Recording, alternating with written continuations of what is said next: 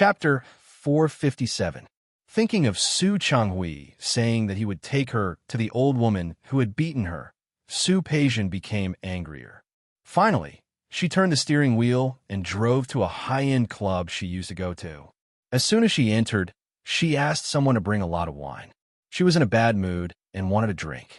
She came here so often that the waiters knew her. All kinds of high-end wine, which cost tens of thousands of yuan, filled the table. Su Peijian opened one of the bottles and gulped it down. She drank so fast that she choked. She coughed twice and continued drinking. She quickly drank more than half of the bottle. Su Peijian felt that it wasn't enough, so she drank the rest and opened a second bottle. She was the only one in the room. She often came to this club, so she wasn't worried about anything happening. After drinking 2 or 3 bottles of wine in a row, even Su Peijian was drunk. She fell directly on the sofa and fell asleep just like that. When she was in a daze, Su Peijian felt that she wanted to go to the bathroom.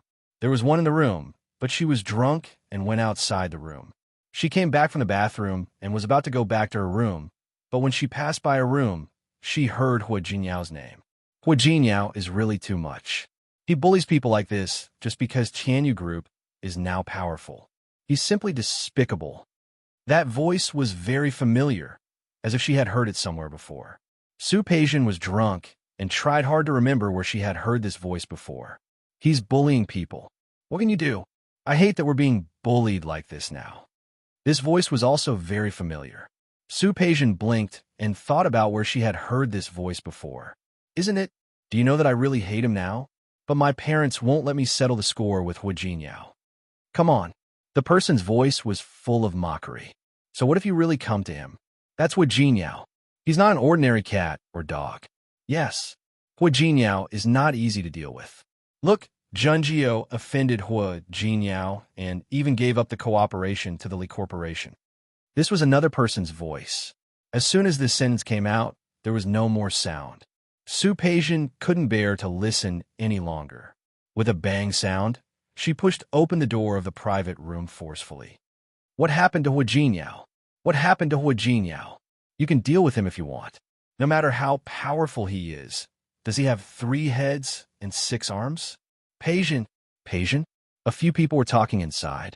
Everyone turned to look at the door. Su Peijian glanced around. Even though she was drunk, she could still recognize the people in front of her. Luo Meishan's brother, Luo Haonan, Song Youa's brother, Song Yangjia, and Wu Ran, who was like their tail.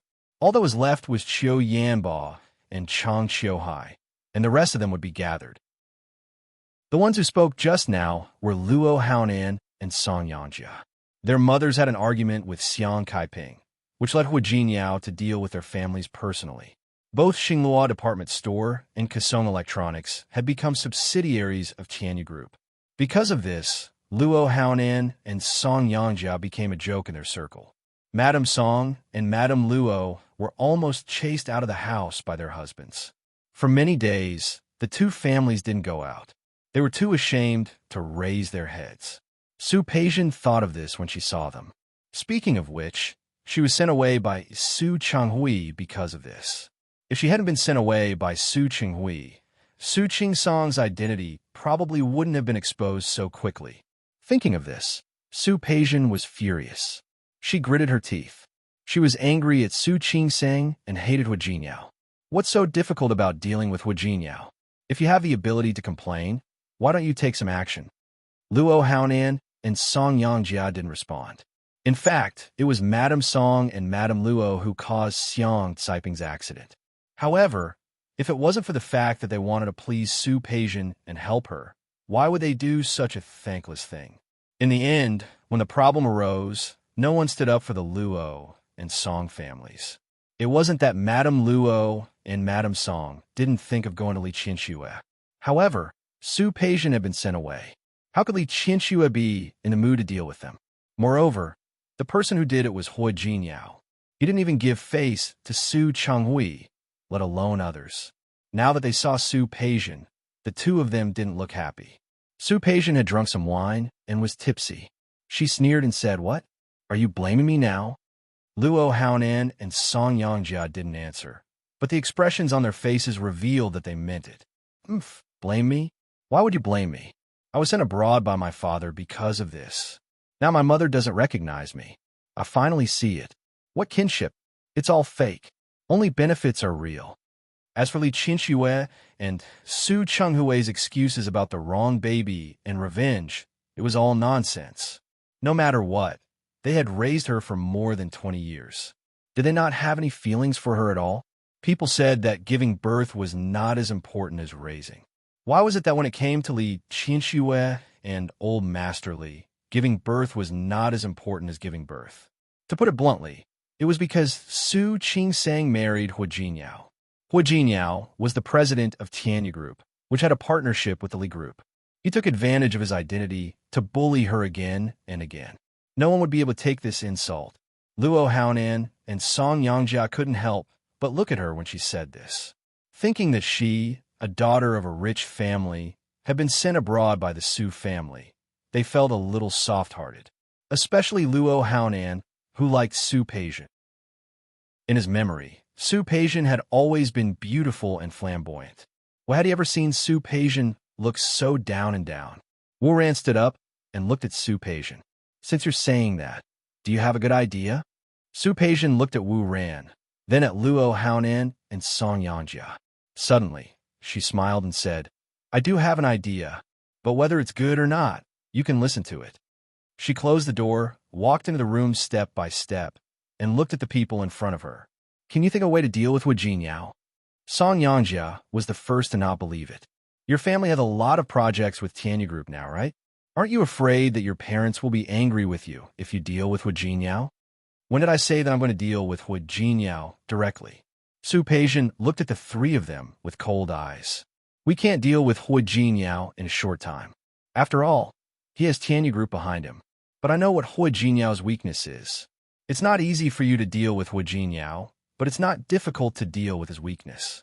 Wu Ran narrowed his eyes and looked at Su Peijian's angry face. Are you talking about your family's illegitimate daughter? Yes.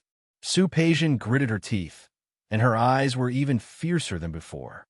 I'm talking about the illegitimate daughter who can't be shown in public. At the end of the sentence, the three men actually felt a chill slowly rising from their backs. Su Yusin had to report to school the next day. He was already a senior in high school. Although he didn't care about the heavy homework, he still needed someone to watch over the Su family. Therefore, after discussing with the family, they decided to stick to the original plan. Old Master Li went to Rome City with Li Qinxue and Su Qingsang. Su Yusin stayed behind to watch over the family. As for the Li Corporation, Li Qinxue planned to give up her power and let the managers of the departments under her take on some heavy responsibilities. These people were the company's elders and were very loyal to the company. Even if they weren't as capable as Su Chenghui, some things could be communicated a few times. As for Su Chenghui, Li Qinxue didn't forget to call Lawyer Chun and ask him to be in charge of Su Chenghui's signing. What she didn't expect was that Su Chenghui still didn't answer. This made Li Qinxue furious. She felt that Su Chenghui was too shameless. Why didn't he sign? Su Chenghui, what do you want? Do you really think that I don't dare to reveal Su Peijian's identity? Li Qinxue and the others had already booked tickets to Rome City tomorrow. She hoped to end things with Su Chenghui before she left. Qinxue, Su Chenghui's voice sounded tired. Peijian is missing. Li Qinxue was stunned for a moment and suddenly sneered. Didn't you chase after her yesterday? How could she be missing? Su Chenghui couldn't explain it. He had always been mature and prudent. He wouldn't do something like driving fast on the road. His drivers were all the same. However, Su Peijian's car was much faster. I looked everywhere, but I couldn't find her. Her phone was also turned off. I'm very worried about her now. Li Qinxue couldn't say the harsh words that came out of her mouth. After all, Su Peijian had been raised by her for more than 20 years. If you have time, why don't you ask her friends? Someone will know. I know who you're talking about. I looked for them yesterday, and they all said that they didn't see her. Li Qinxue's heart was stifled, and her tone became unpleasant. So what? Are you still thinking that I should care about her, like I cared about Peijian in the past? Do you want me to look for her now? I didn't mean that. Then what do you mean? Why won't you sign? Li Qianxue became even angrier when she thought of this.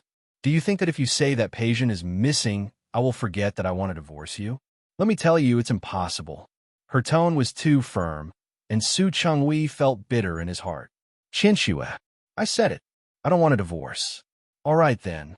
Li Qianxue was also annoyed by his repeated words. If that's the case, then I'll hold another party tomorrow. I'll invite all the famous people in Lin City. I want to restore Qing Song's identity as the legitimate daughter of the Su family openly.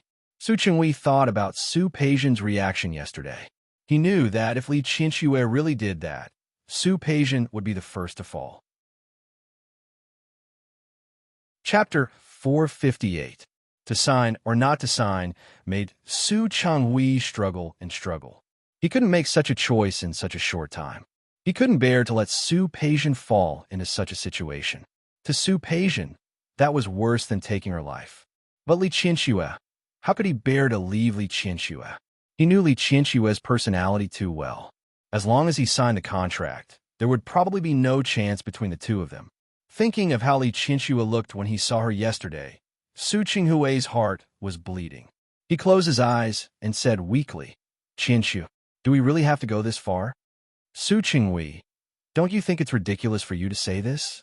Li Qianxue almost laughed out of anger at Su Chenghui. Don't you know what you've done? Do you really think that after you used such a vicious method to deal with me, I can still be with you as if nothing happened? Do you really think that after you let Peijin be my mother and daughter for more than 20 years, I will turn a blind eye? Will I be willing to acknowledge her as my biological daughter? If she had accidentally mistaken Su Peijin, she might have been willing to tolerate it. She would have continued to treat Su Peijin as her own daughter and raised her by her side. But what was the reality? The mother-daughter relationship between her and Su Peijin was orchestrated by Su Chenghui. How could she tolerate it? No matter how much Li Qianxue loved Su Peijin, it couldn't compare to the pain of being cheated and hurt, especially when such deception and hurt came from the man she loved the most. She hated him as much as she loved him at the time. This hatred reached its peak when she thought of the grievances Su Qingsang had suffered for so many years, as well as the fact that she was almost sent to an orphanage when she was born. Su Chenghui, let me tell you, I really want to drink your blood and eat your flesh. Don't think that I don't know about your dirty thoughts. Listen, I've written it clearly in the agreement, and I've given you everything I can. If you still want to push your luck or have other thoughts, I won't let you succeed. Qianxue, I didn't. I'm not. Su Chenghui couldn't defend himself. He knew that he had lost his credibility in front of Li Qianxue. I don't want to sign it because I don't want to divorce you. Qianxue, believe me, my feelings for you are sincere. Believe that you are sincere to me. I believe that you didn't care about me for more than 20 years, and on the day of the divorce, you realized that you couldn't live without me? When he said that, even Su Chenghui felt that it was ridiculous, not to mention Li Qianxue. But it was true. How could Li Qianxue believe him? She sneered. He snorted heavily. Yes, I believe you. Do you think I'll believe you so that you won't leave, so that I can get more benefits and fight for more benefits for Su Peijin? Li Qianxue gritted her teeth.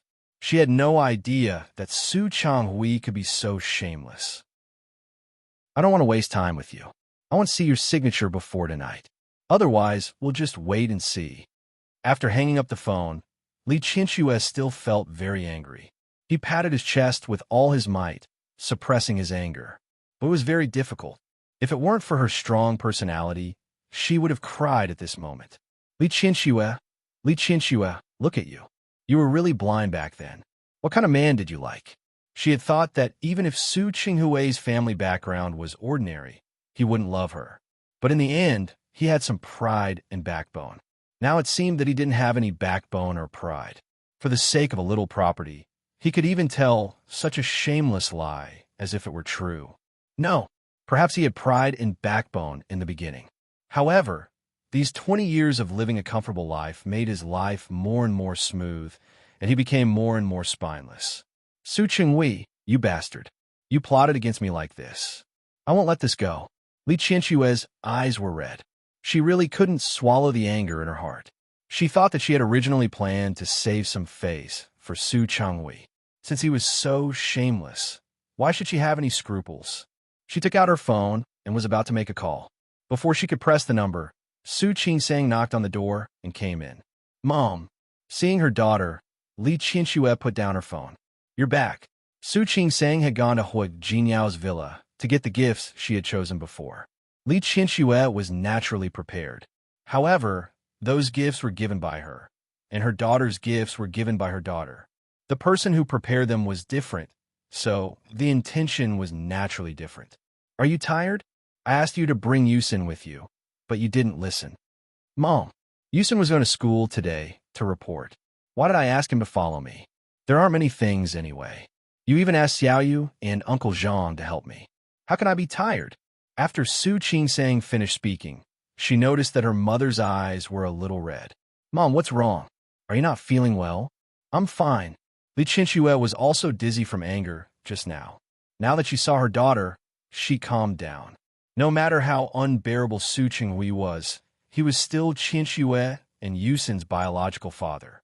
If his reputation was ruined, Qianxue and Yusin wouldn't be able to raise their heads in Lin City in the future.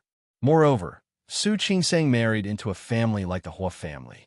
That kind of family valued reputation the most. Forget it. In any case, she was the one who owed that enemy. He could only endure this anger for now. In the end, it was hard for him to calm down, and he couldn't help but show some emotions on his face. Su Qingsang had been through a lot and was no longer the innocent girl she used to be. Thinking about it, the only thing that could give Li Qianxue a headache was Su Changhui or Su Peijian. Su Peijian had made a scene yesterday, so her mother probably didn't like her first. As for Su Changhui, there was only one possibility. He refused to sign the divorce papers.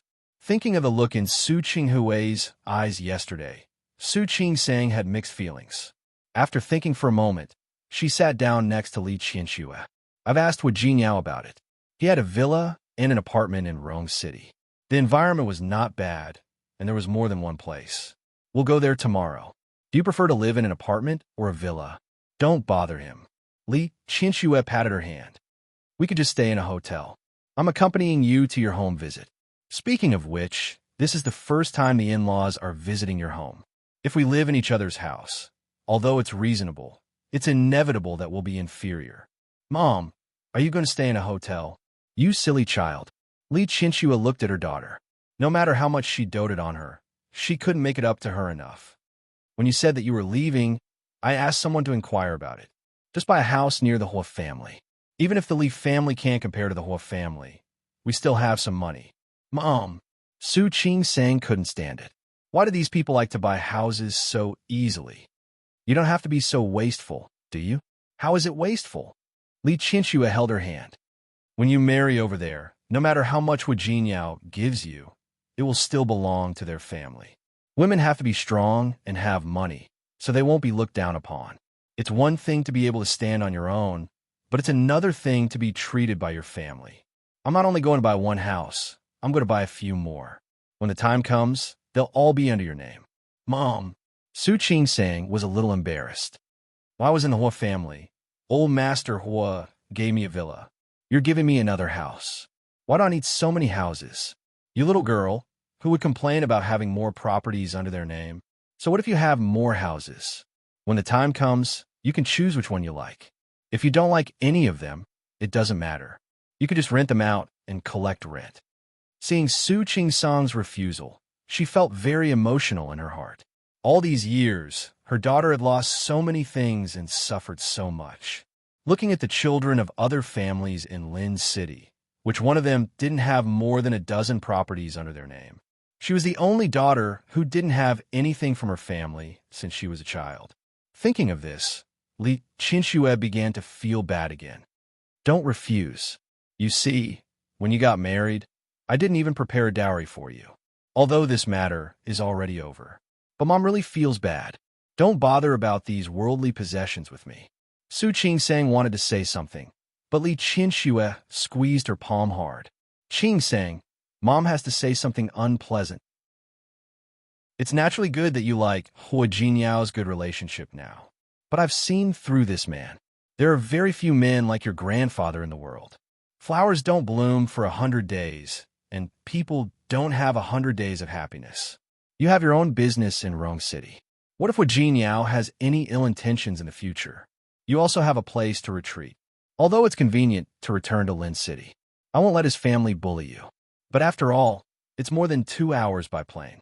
Just accept it as a way to calm Mom's heart. Okay? Since she said that, Su Qingsang couldn't say anything more. After thinking about it, she couldn't help but defend Huajinyao. Huajinyao isn't that kind of person. Mom, don't worry. It's good that he isn't. Li Qianxue thought of her father. I hope he can always be good. I also hope that you and your husband can be happy. After all, it's too hard to find a man like your grandfather in this world. Li Qianxue's mother had hurt her body when she gave birth to Li Qianxue and had never recovered. She was ill for a few years and passed away early. After she passed away, old Master Li didn't trust anyone else to take care of his daughter. Secondly, he couldn't forget his wife, so he never remarried. If it weren't for this, Li Qianxue wouldn't have been spoiled by old Master Li, so she didn't have much scruples at all. That was why she plunged headfirst into Su Qinghui's demon barrier and couldn't get out. Let's not talk about the past. Now, Li Qianxue just wanted Su Qingsang to live a happy life. Mom, I know. Su Qingsang had only been back for a few days, but Li Qianxue had been thinking about everything for her. People's hearts were made of flesh.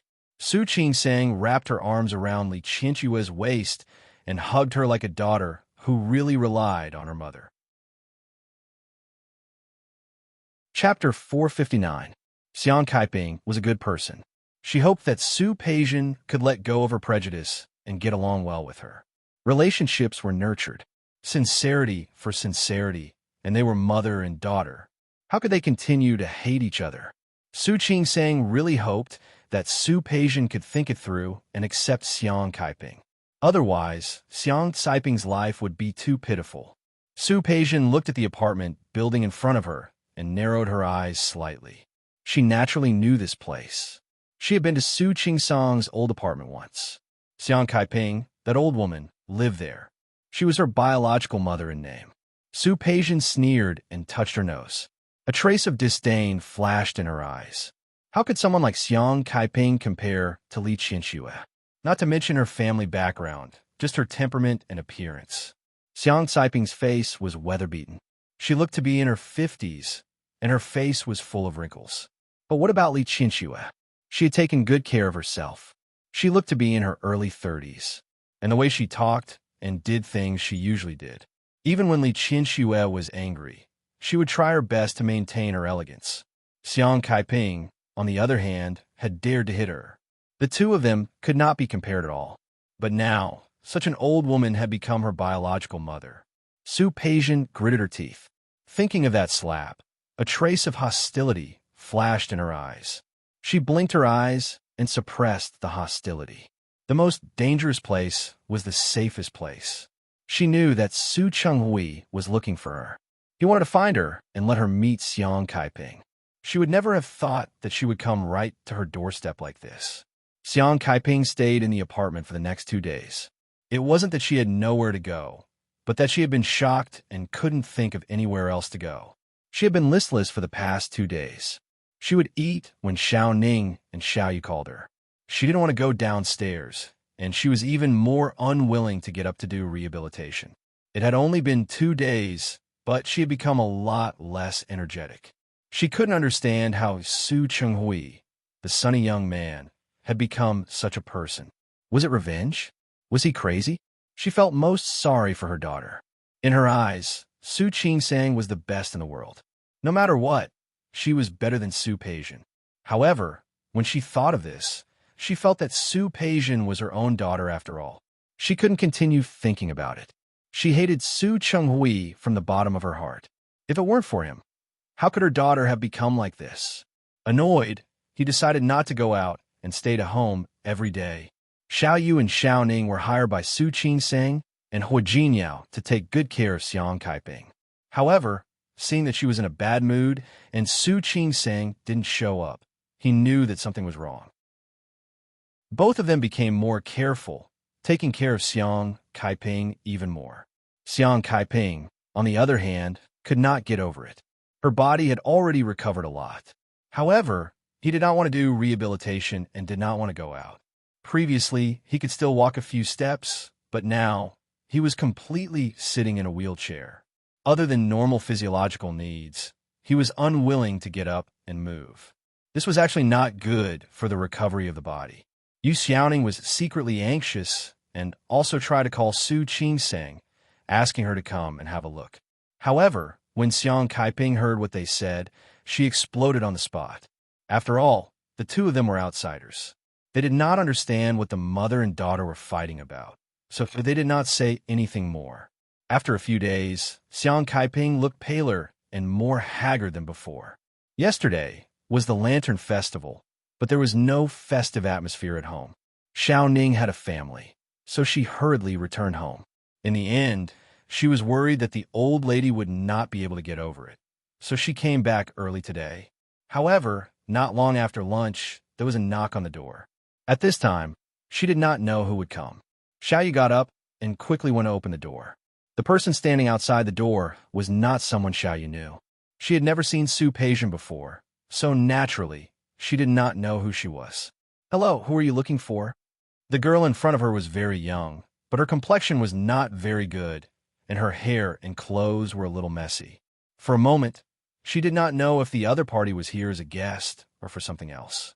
Before Su Peijian entered the door, she deliberately stood outside the door downstairs for a while in the cold wind, and her hair was a little messy. After taking out the mirror to make sure that her complexion was very bad, she went upstairs. At this time, her pale complexion was not faked. It was really because of the wind. Her body was still very cold, and this kind of discomfort made her blame everything that happened to her today on Su Qingsang. Although she was angry in her heart, a pitiful smile appeared on her face. "Hello, I am looking for Xiang Kaiping." "You're looking for Auntie?" Xiaoyu took a step back. Auntie just returned to her room after eating. "Who are you?" "It's okay. I will go in and find her myself."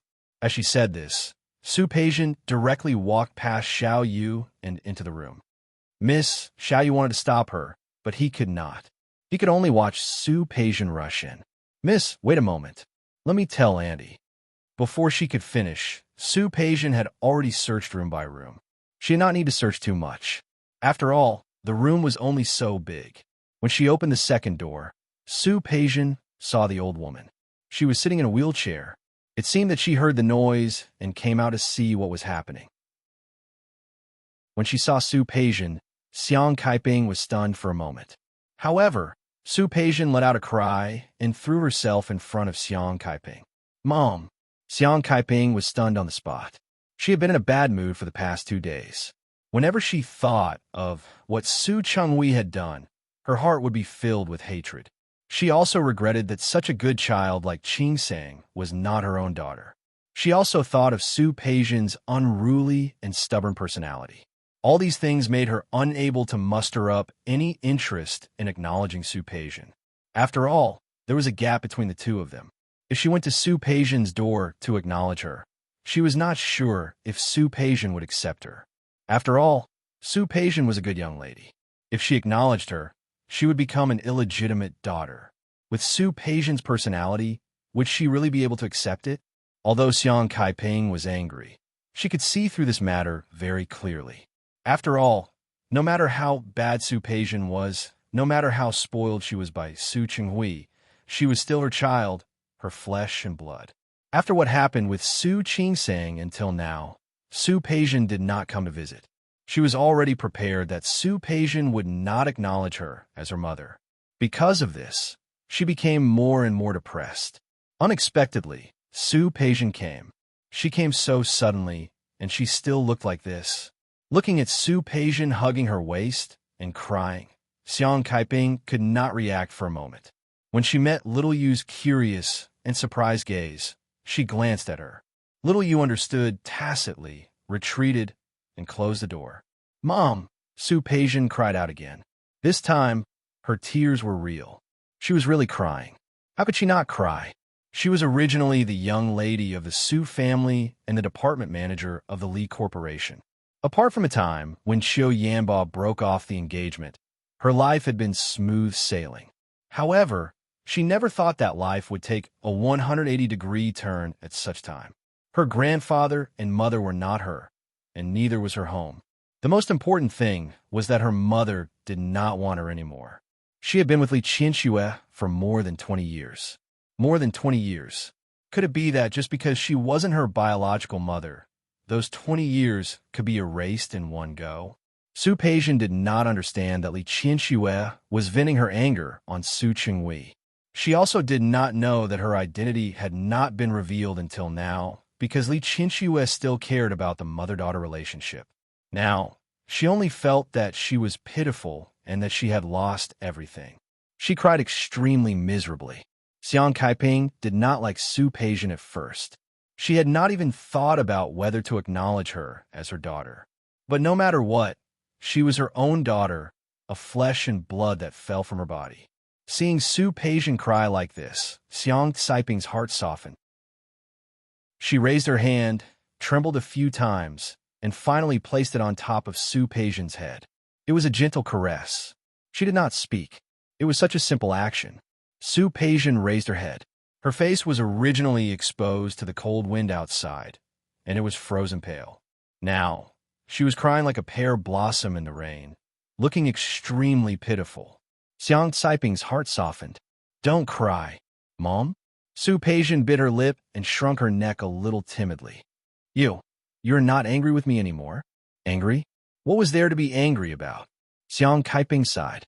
Let's forget about the past. It's fine as long as you are not angry with me.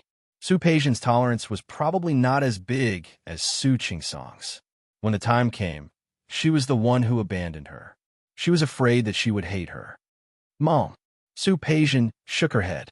At this time, she cried pitifully. I know that my behavior in the past was not good. I also know that because of what happened in the past, you have misunderstood me. Su Peijian's voice sounded hoarse. She sniffled and tried to calm herself down. But now, I really know that I was wrong. Mom, I know that I was wrong. Please forgive me. Xiang Kaiping looked at her and did not know what else to say. All right, I said it's nothing. You can get up. After all, the weather was cold. She was afraid that her knees would not be able to bear it if she half knelt on the ground. I won't get up. Su Peijian's tears flowed even more fiercely. I also only know who is the real family after all these things. Mom, now, I have nothing left. Mom, your daughter, I am about to be forced to death. Xiang Kaiping's heart tightened. She looked at Su Peijian and said, What did you say? Who forced you to die? Su Peijian lowered her head and cried even harder. She did not say a word. Xiang Kaiping was furious. She could not help but reach out to pull her. Don't cry. Quickly get up and talk. Speak properly. Who on earth forced you to die? Chapter 460. Yes, Li Qianxue. Su Peijian swallowed the word mother that was about to come out of her mouth and looked at Xiang Kaiping. Ever since she found out that I wasn't her child, she kicked me out. Not only that, but yesterday she invited a lot of relatives and friends, saying that she wanted to clear Su Qingsong's name. I asked her if I was still her daughter, and she kicked me out. Mother, I have nothing. I'm an illegitimate daughter now. This couple had gone too far. Xiang Kaiping was furious. She held Su Peijian's hand. The anger from before was gone, leaving only heartache for Su Peijian. How could she do such a thing? You called her mother for more than 20 years. How could she? I called her mother for more than 20 years because we both thought that we were mother and daughter. But now, her real daughter is back. There's no place for me. Xiang Kaiping knew this was true. In fact, a few days ago, she also kicked Su Qingsong out because she recognized Li Qianxue. But now that it was Su Peijian's turn, she began to feel that Li Qianxue had gone too far. She already hated Li Qianxue for stealing her man. Now that she heard Li Qianxue treat Su Peijian like this, she hated her even more. Good girl. Don't cry. She doesn't recognize you, but I do. She kicked you out, and we don't care. Mother? Su Peijian looked at Xiang Kaiping blankly, as if she didn't understand what she meant. I won't hide it from you. I've saved some money in the past years. Although I can't compare to the Li family and the Hua family. It's enough for us to spend. Don't worry. Follow me from now on. Mother. Su Peijian was about to cry again when she heard this. Xiang Caiping's heart softened when she heard her daughter crying so hard that her voice was hoarse. She sighed and said, "All right, don't cry.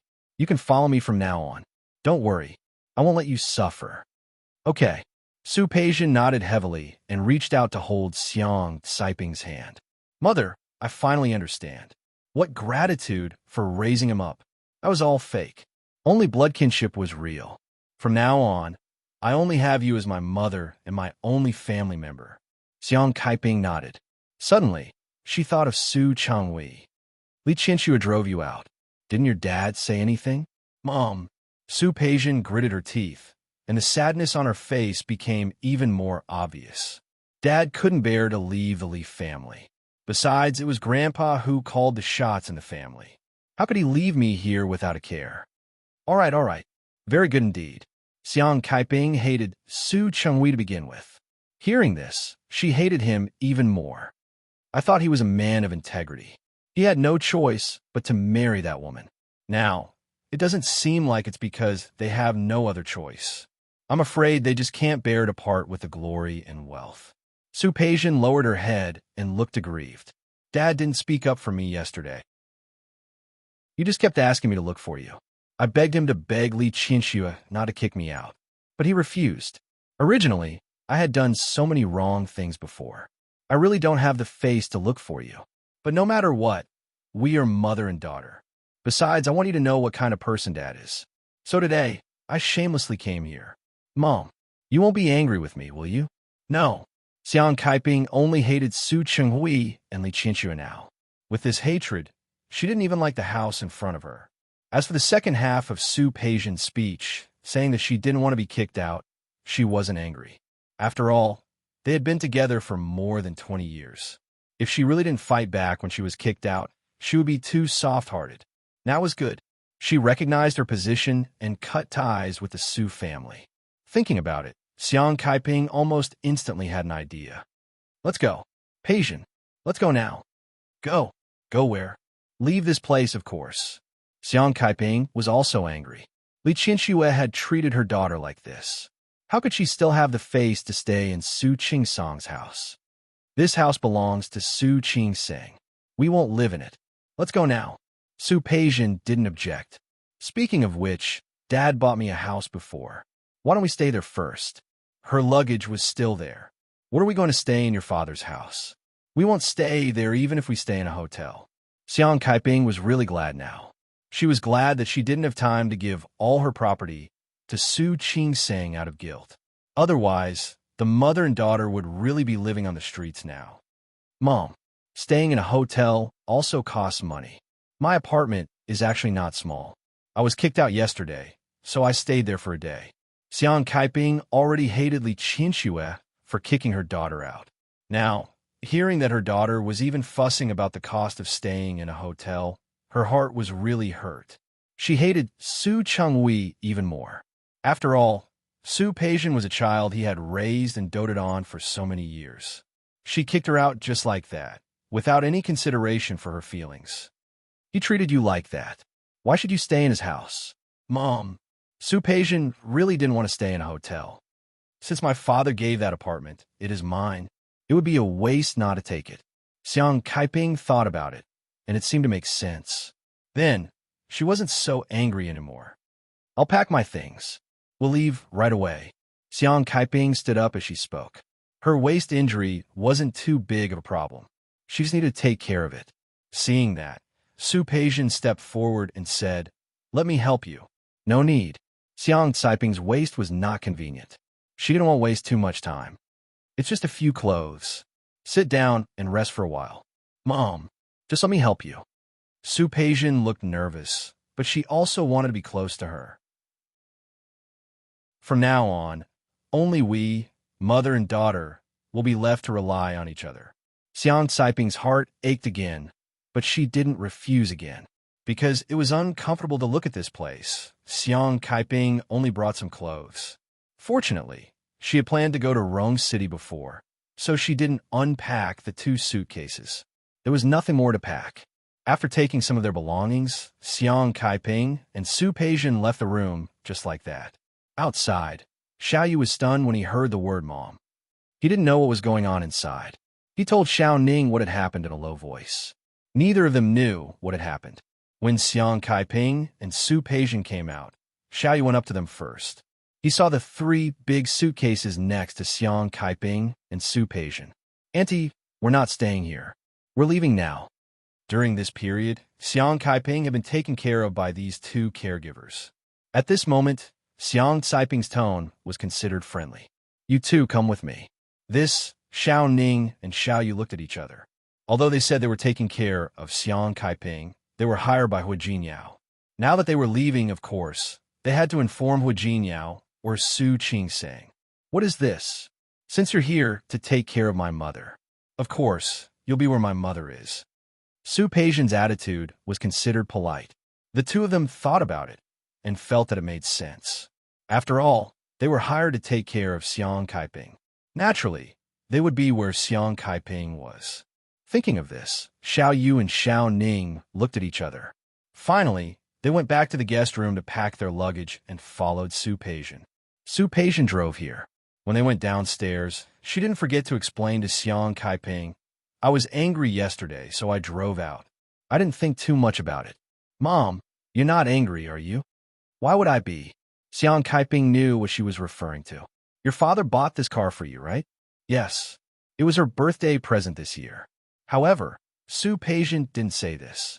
After putting down the luggage and wheelchair, Xiang Kaiping got in the car and sat in the front passenger seat. Xiao Ning and Xiaoyu sat in the back. Su Peijian then drove to the apartment where she used to live.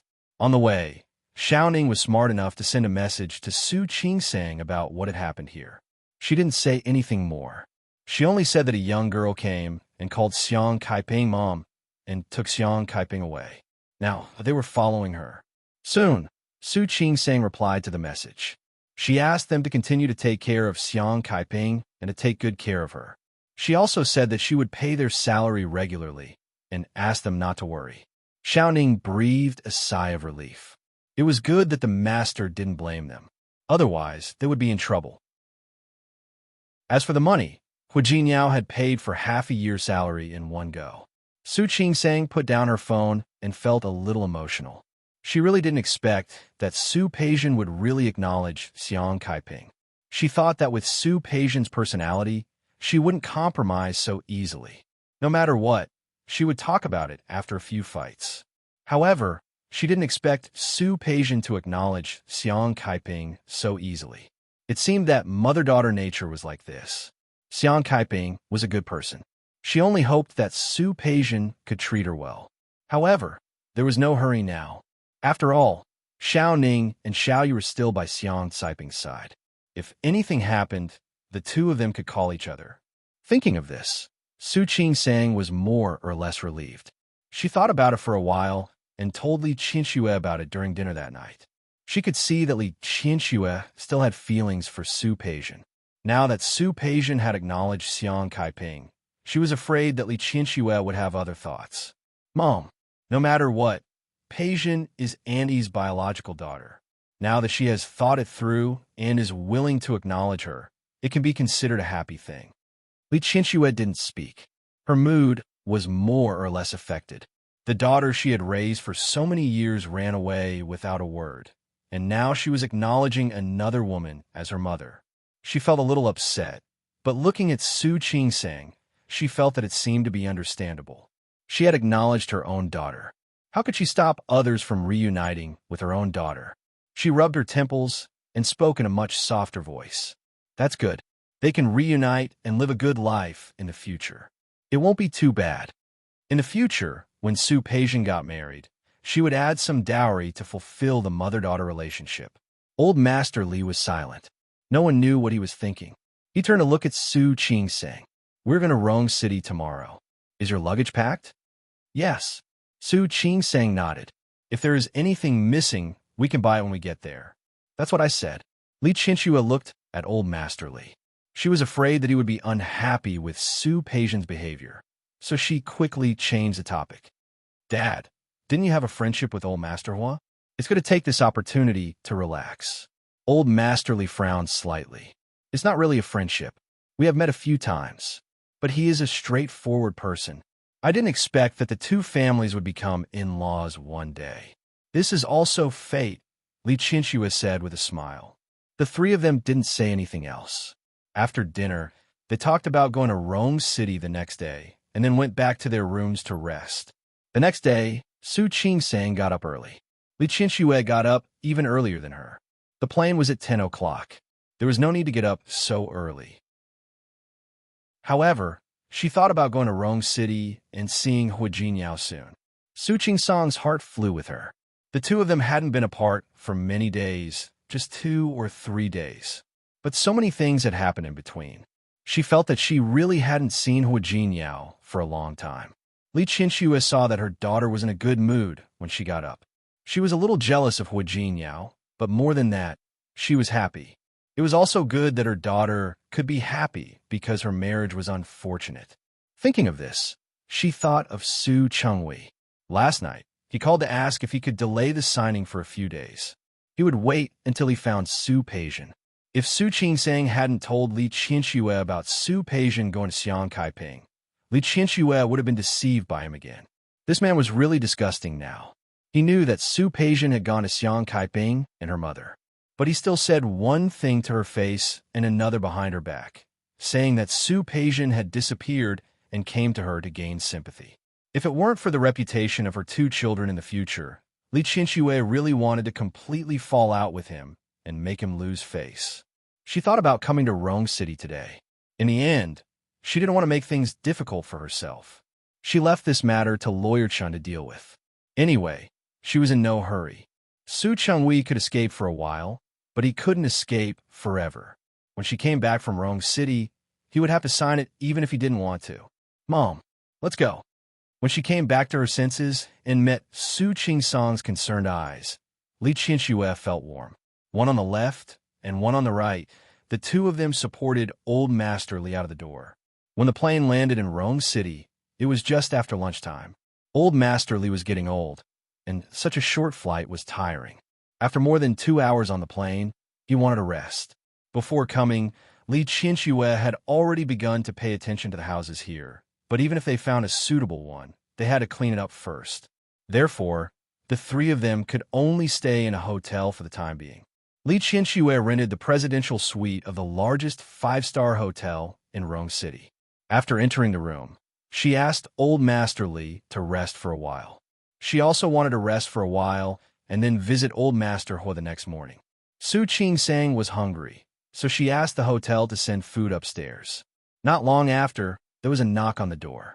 Su Qingsang thought it was the hotel, so she didn't think much and quickly ran to open the door. However, when she opened the door, the person standing outside was Hu Jinyao. Chapter 461. Hu Jinyao. She blinked hard. It wasn't an illusion. It was really Hu Jinyao. He was holding a thick coat, wearing gloves and a scarf around his neck. Rome City was in the north. It had just snowed outside, and the weather was very cold. But Su Qingsang couldn't hide the surprise on her face. Before she could react, her body had already stepped forward and hugged him tightly. Hu Jinyao smiled and reached out to hold Su Qingsang in his arms. He lowered his head and kissed her on the lips. Su Qingsang turned around and kissed him. Her eyes were full of surprise and surprise. Why are you here? No. How did you know I was here? How did you know I was in the hotel? I knew as soon as you got off the plane. It was a coincidence. When Su Qingsang left the airport, she met Li Junsheng, who was on his way back to Lin City. Of course, he recognized Su Qingsang. He found that they were actually walking in the direction of taxi, and no one came to pick them up. He was a little surprised, so he called Hu Jinyao and asked why he didn't get someone to pick Su Qingsang up. Only then did Hu Jinyao know that Su Qingsang had come to Rome City. The hotel she was staying in belonged to one Xianying's family. He knew as soon as Su Qingsang checked in. The company wasn't very far from here, and he knew that Su Qingsang was coming, so he naturally came to see his wife as soon as possible. When Su Qingsang saw Hu Jinyao, she couldn't help but lean over and kiss his lips several times. Although Hu Jinyao was very satisfied with his wife's closeness, it was far from enough. He hooked his arm around her slender waist and kissed her deeply. Su Qingsang hooked her arms around his neck and let him carry her off the ground to respond to his kiss. They hadn't seen each other for a few days. Absence really made the heart grow fonder. Hu Jinyao was a little moved. He carried her and took 2 steps inside. With a gentle push of his heel, the door closed. He turned his body and was about to press Su Qingsang against the wall deeper when he heard a cough behind him. Hu Jinyao and Su Qingsang quickly separated. Su Qingsang, in particular, gritted her teeth and glared at him. Li Qianxue didn't expect to see such a scene as soon as she came out of the room. She was also a little uncomfortable. She cleared her throat and looked at Hu Jinyao. "Why are you here?" Hu Jinyao told them the reason for his appearance. He looked at Li Qianxue and said, "Mom, why didn't you tell me you were coming? I'll send someone to pick you up. I wanted to give you a surprise." Su Qingsang hooked her arm around his. "What do you think? Are you surprised? What do you think?" Hu Jinyao rubbed the top of her head affectionately. The young couple seemed to be very close. Li Qianxue felt much better after hearing Hu Jinyao call her mother and seeing how much he cared about her daughter. Hu Jinyao put his arm around Su Qingsang's waist and said, "Since you're back, let's stay at home. Who would stay in a hotel after returning? I was going to visit you tomorrow." Li Qianxue looked at Hu Jinyao and said, "I don't think your family agreed to your marriage. That's why I thought of paying a visit with Qingsang's grandfather tomorrow. First, it was to let the marriage between the 2 families go through the open road. Second, it was to show the Hua family their attitude. Their Qingsang also had a maiden family.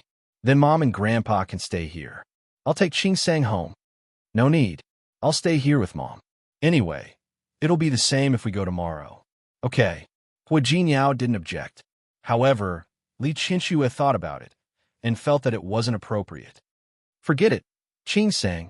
I don't need your company. You should go home with Hu Jinyao." "Mom." Su Qingsang was a little surprised. "We're going to stay in Rome City for a few days anyway. You guys go home first. You're already back and married to Hu Jinyao.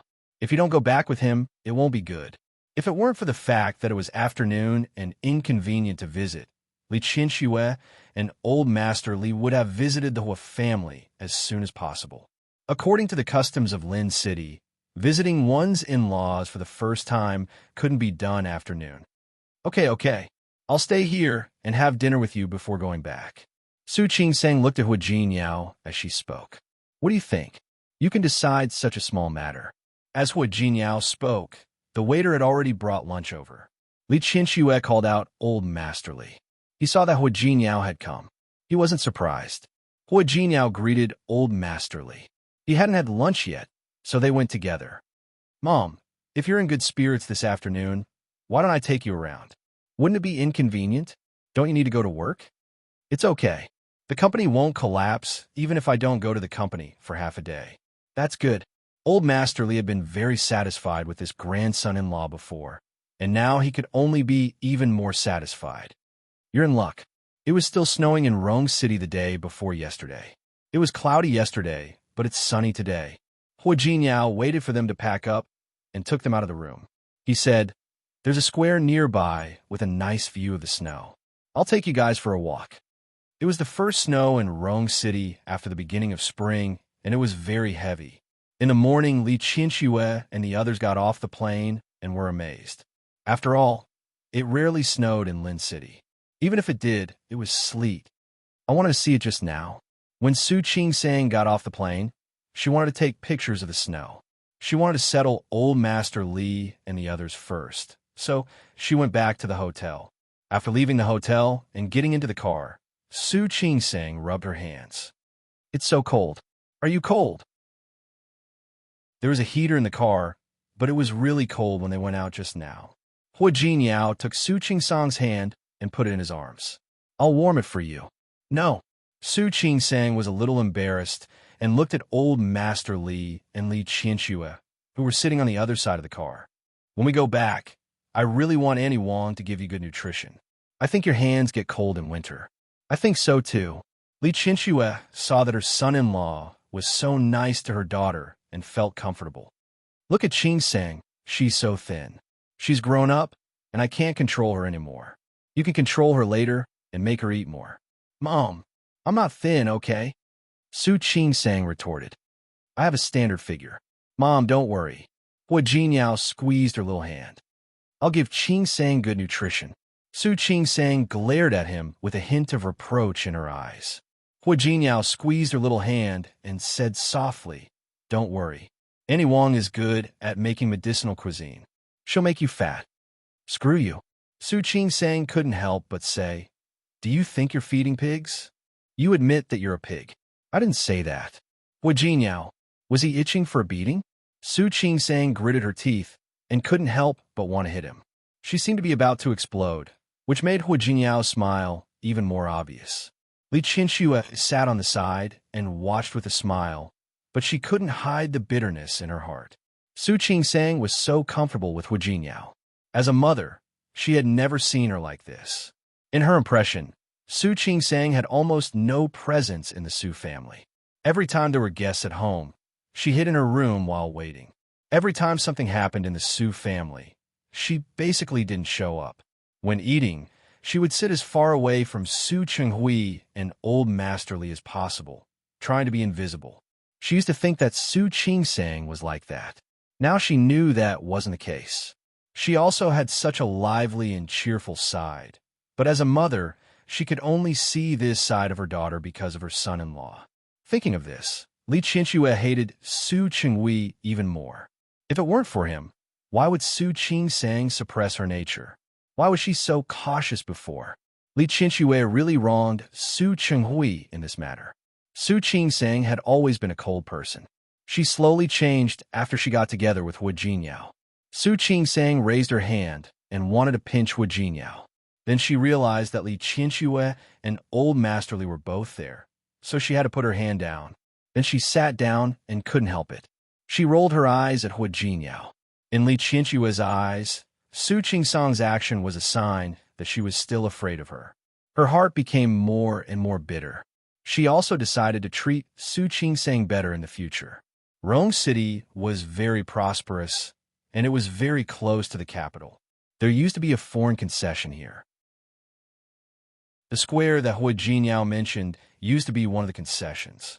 Because it was a concession of two countries, they were separated by a street, so they could clearly see one architectural style on the left and another on the right. Such a street view could not be seen in other cities. And in the middle, there was a huge fountain. At this time, because it was snowing, it was covered with thick snow. The car was parked very far away, and a group of people walked over. The snow on the road had been swept away by the sanitation workers. But the snow on the roofs and on both sides of the road was still very thick. When the wind blew, Su Qing Sang's body trembled. Hua Jinyao wrapped his arms around her shoulders in time. Su Qing Sang smiled at him and stopped to wait for Old Master Li and Li Qianxue. Li Qianxue was fine. She had been to the snow village in the past. Old Master Li was also in good spirits, but he walked a little slowly because of the wind. Grandpa, are you okay? I'm fine. Old Master Li waved his hand. Seeing the nervous eyes of a younger generation, he waved his hand and said, Okay, I have a cane. I don't need you to help me. Parking was not allowed here. The former embassies of various countries on both sides had now been turned into shops. It could be called one of the most prosperous streets in Rome City. The last time Su Qing Sang came here, she had also been here, but it hadn't snowed at that time. Now that it was snowing, it was a completely different street view. As a southerner, Su Qing Sang really felt that it was very novel to see snow. When walking to the open space in front, Su Qing Sang saw many children playing games in the distance, making snowmen and having snowball fights. She suddenly became playful. She grabbed a handful of snow on the side and threw it at Hua Jinyao. Chapter 462. Su Qing Sang quickly dodged. Hua Jinyao wouldn't let her go so easily. Growing up in the north, she moved much faster than Su Qing Sang. He threw 3 of them in a row. In the end, Su Qing Sang only dodged 1, and the other 2 were hit by him. Unconvinced, she hid behind the fountain and made a snowball to fight back. However, it didn't hit Hua Jinyao, but Li Qianxue. Su Qing-sang was embarrassed. She stood there but didn't know where to put her hands. It's okay. Li Qinxue was happy to see her daughter so lively. Afraid that Su Qing-sang would feel uncomfortable, she even made a snowball and threw it in Su Qing-sang's direction. Li Qinshue's action made Su Qing-sang feel relieved, but she was hit by Hu Jinyao again. She was annoyed. He picked up a handful of snow and rushed toward Hu Jinyao. On the other side, Li Qinxue clapped her hands and brushed the snow off her body. Turning around, she found that old Master Li was looking at her, and she felt a little uncomfortable. Dad, in the past, old Master Li always wanted her to be a standard lady. But the act of throwing snowballs was not ladylike. That's good. Old Master Li patted her hand. Don't look at me. I can see through it now. These feelings were all formed in the first place. Qing-sang is not bad, but she hasn't opened her heart to you yet. You just need to spend more time. After a while, she will know. Yes. Li Qinshu nodded. She thought so too. How could old Master Li not know that Su Qing-sang was estranged from them? It was just that he saw through it, but did not say it out loud. This was also the reason why he agreed to let Li Qinshu come to Rong City. Let's get along slowly. He wanted to nurture his relationship with his granddaughter. Don't worry. Qing-sang is a good kid. She'll grow closer to you. I know. Dad. Li Qinshu watched as Hu Jinyao kept hitting Su Qing-sang, but Su Qing-sang didn't hit a single one. His face was flushed with anger. Hu Jinyao stopped to comfort her, but he didn't know that she was pretending to be angry. When he got close, a snowball flew over. Seeing that Hu Jinyao was hit, she giggled in the wind. The laughter was heard, and Li Qinshu also laughed. It didn't matter. She was still young and had a long way to go. She was in no hurry. Li Qinshu wasn't the only one who saw Hu Jinyao and Su Qing-sang playing in the snow. Someone else saw it as well. Stop. Lu Lixin touched his chin and gestured for the driver to stop the car, then rolled down the window. Beside him was his friend, Shun Jishang. On such a cold day, when the wind blew in, Shun Jishang shrunk his body. What's going on? Close the window. Am I seeing things? Isn't that Hu Jinyao? Shun Jishang glanced at it from afar. It seems so. Why is he here? Don't you have to work today? Who knows? Who is the woman with him? Isn't he married? Hu Jinyao had gotten married in a low-key manner. The last time he brought Su Qing-sang back, he only stayed for a few days before leaving. That was why Lu Lixin had never met Su Qing-sang. After staring for a while, he suddenly looked at Shun Jishang and said, "Let's go down and take a look. What do you want?" Shun Jishang looked at him and opened the door. "Hey, you can't park here." Lu Lixin acted as if he hadn't heard him and quickly walked to Hu Jinyao. Su Qing-sang had been fighting with Hu Jinyao for a long time, so she was exhausted. Leaning against Hu Jinyao's chest, she was so cold that her face was red, and she couldn't stop panting. You cheated." Su Qing-sang was furious. "You're so bad." She had only pretended to be angry, but Hu Jinyao had pretended to be injured. When she came to, she had been hit several times. "Honey, I'm really touched that you care about me so much." "Who cares about you?" Su Qing-sang gently patted him. She was angry at herself for losing the battle. "I'm not going to talk to you anymore. I'm going to my mother's." Li Qinshu and old Master Li weren't like young people like them. They picked a cafe and went to rest. "Okay, cousin." Hu Jinyao's smile disappeared when he heard the voice. He turned around and looked at Lu Lixin. "Cousin, what a coincidence. Why are you here?" Lu Lixin smiled brightly, but in Su Qing-sang's eyes, there was something indescribable about it.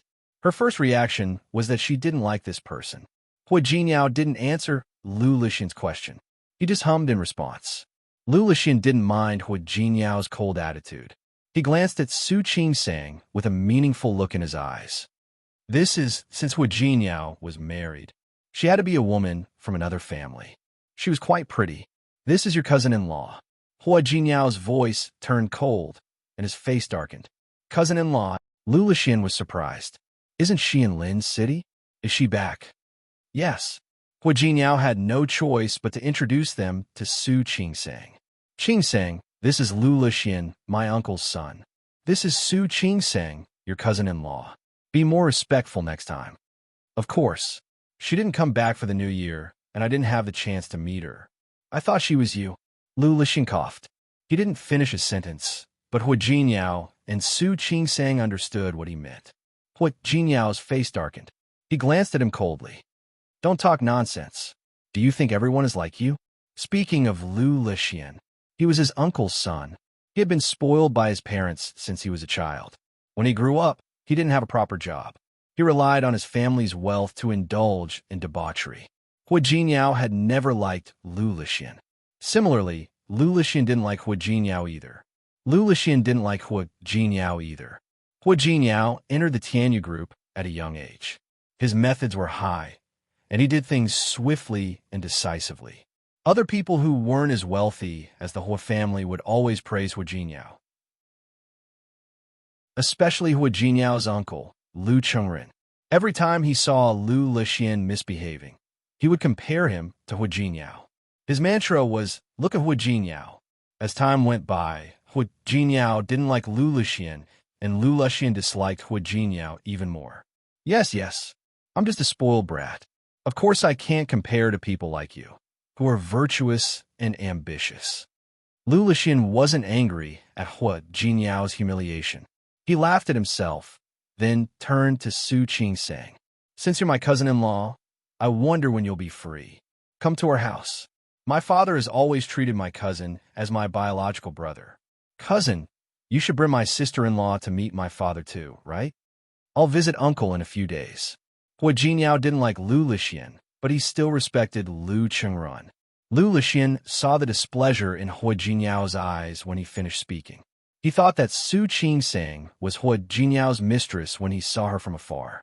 He was thinking that if it was true, he could have a good talk with his father. It wasn't a good idea to look at Hu Jinyao either. That way, his father wouldn't compare Hu Jinyao to him all the time. Not now. Lu Lixin felt bored, so he bade farewell to the man and left. On his way back, he ran into Shen Jishang, who had parked his car and was walking over. Lu Lixin was getting bored when he suddenly had an idea. So what if she wasn't his mistress? It was office hours. Hu Jinyao had left his work to hang out with his wife. Wasn't he also addicted to women? Lu Lixin was in a good mood. He patted Shen Jishang's shoulder and said, Let's go. Let's go somewhere. Where? To see my aunt. He had finally found Hu Jinyao's weakness, so he had to take advantage of it. Should he complain to his aunt about him? I'm not going. Shen Jishang was most afraid of Lu Tongjia. Everyone in Rong City knew that the scariest person in the Hu family wasn't old Master Hu, but Lu Tongjia. When she scolded people with a cold face, even Lu Lixin couldn't stop her. Shen Jishang often went out with Lu Lixin to have fun. Lu Tongjia had criticized him a lot. However, Lu Tongjia was the president of the Women's Chamber of Commerce in Rong City. Their parents all knew Lu Tongjia. Every time they were caught doing something bad, they would talk about it in front of their mothers. As time went by, all the rich boys in Rong City became afraid of Lu Tongjia. Don't worry, my aunt won't scold you this time. Lu Lixin winked at Shen Jishang. His eyes were full of evil intentions. What did you say? Su Peijian's face darkened when she heard the news from the other side of the phone. Su Qingsang isn't in Lin City? Where did she go? I see. Su Peijian's face darkened after she hung up. Su Qingsang went to Rong City? Did she know that I was going to deal with her? No, that was impossible. They wouldn't be stupid enough to leak the conversation she had with Luo Haonan that night. Su Peijian realized that Hu Jinyao was from Rong City. She had gone to Rong City to be with her man. She didn't have any friends in Rong City, and she wasn't familiar with the place. It would be difficult for her to deal with Su Qingsang. Su Peijian thought for a while, then picked up her phone and called home. It was Xiaoyu who answered. Xiaoyu, where's my mom? Xiaoyu was surprised to receive Su Peijian's call. Mrs. Qin went to Rong City. She's not home right now. Xiaoyu didn't think too much about it. After all, Mrs. Qin didn't tell her not to tell anyone where she was going. Moreover, Su Peijian was a member of the Su family. What about Grandpa? Old Master went there too. Xiaoyu thought for a while and added, Old Master went to Rong City with Mrs. Qin. He went with Su Qingsang, didn't he? Su Peijian's tone grew colder. Xiao Yu realized that she had said something wrong. She apologized and hung up the phone with the excuse that she had something to do in the kitchen. Chapter 463. Su Peijian looked at the word Dad flashing on the screen. She pressed her lips into a straight line. Like Xiang Kaiping, the person Su Peijian hated the most was Su Chenghui. She hated him for changing her identity. She hated that he didn't harden his heart to the end. He just had to expose her at this time. She hated that he didn't speak up for her in front of Li Qianxue and let her drive her out. What she hated the most was that he gave her the dream of being a princess, but in the end, it was shattered. After thinking for a long time, Su Peijian finally picked up the phone. Dad, Peijian, you finally picked up my call. Where are you now? Su Qinghui had been calling Su Peijian nonstop. However, Su Peijian didn't pick up. We tried to contact Li Qianxue. He was mocked by her for a long time.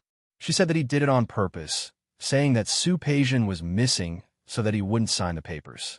He wanted to explain, but she hung up the phone. Su Qinghui didn't expect that Li Qianxue could be so cold to Su Peijian now. He didn't know that Li Qianxue already knew that Su Peijian and Xiang Kaiping had reconciled. Naturally, she thought he was lying. Su Chenghui was relieved that he finally got in touch with his daughter. Peijian, where have you been these 2 days? I've been looking for you everywhere, but I can't find you. I'm so worried. Worried? I'm an adult. I won't get lost. What's there to worry about? Su Peijian didn't want to hear Su Qinghui's hypocritical concern. If he really cared about her, he should find a way to restore her identity. How can you talk to Dad like that? Su Qinghui was shocked by his daughter's attitude. His face was a little pale. Su Peijian lowered her head. She knew that her attitude was wrong, but she couldn't bring herself to apologize. Dad, what's the matter? I just wanted to ask where you are. Peijian, some things have happened. I hope. Dad, can you restore my identity? Su Peijian suddenly said seriously. Can you let my mother recognize me again? Su Chenghui was stunned. How is that possible? Li Qianxue's attitude was so fierce and resistant during the calls. She knew that Su Peijian was missing, but she didn't care. How could she recognize Su Peijian? Peijian, actually, I've thought about it for you. The funds you invested in 2 years ago and the ones your family bought for you. Even if you don't have the identity of the eldest daughter of the Su family, you can still live well for the rest of your life. Su Chenghui softened his voice and added, in 2 years, when you get married, I'll give you another dowry. Why are you so fixated on that identity? This identity was stolen in the first place. Now that he knew, he naturally had to return it. He had also thought about it for Su Peijian, as long as she did not spend too much. With her current net worth, she could live a carefree life for the rest of her life. After all, Su Peijian had been by his side in the early years. She had many funds and stocks under her. With these dividends, she had a considerable income every year. Su Peijian chuckled. Status? What else could people live in this world if not by status? Peijian, all right. Since you can't help me achieve my wish, then I have nothing to say to you. Peijian. Su Chenghui was hit by Su Peijian's attitude. How can you say that? What else can I say? Su Peijian chuckled. You don't want me anymore. You kicked me out. What else can I say? No one kicked you out. Su Chenghui didn't want Su Peijian to misunderstand Li Qianxue. Your mother didn't kick you out. She just said that I am no longer her daughter, but you are still my daughter. That's good. I will move back to the Su family today and live with you. What do you think? Su Chenghui was speechless. He couldn't tell her that he had actually been kicked out by Li Qianxue. Peijian, I have a villa in Nanjiang district. How about we live there for the time being? No need. Su Peijian didn't want to talk about this. I have a place to live now. You don't have to worry about it, Dad.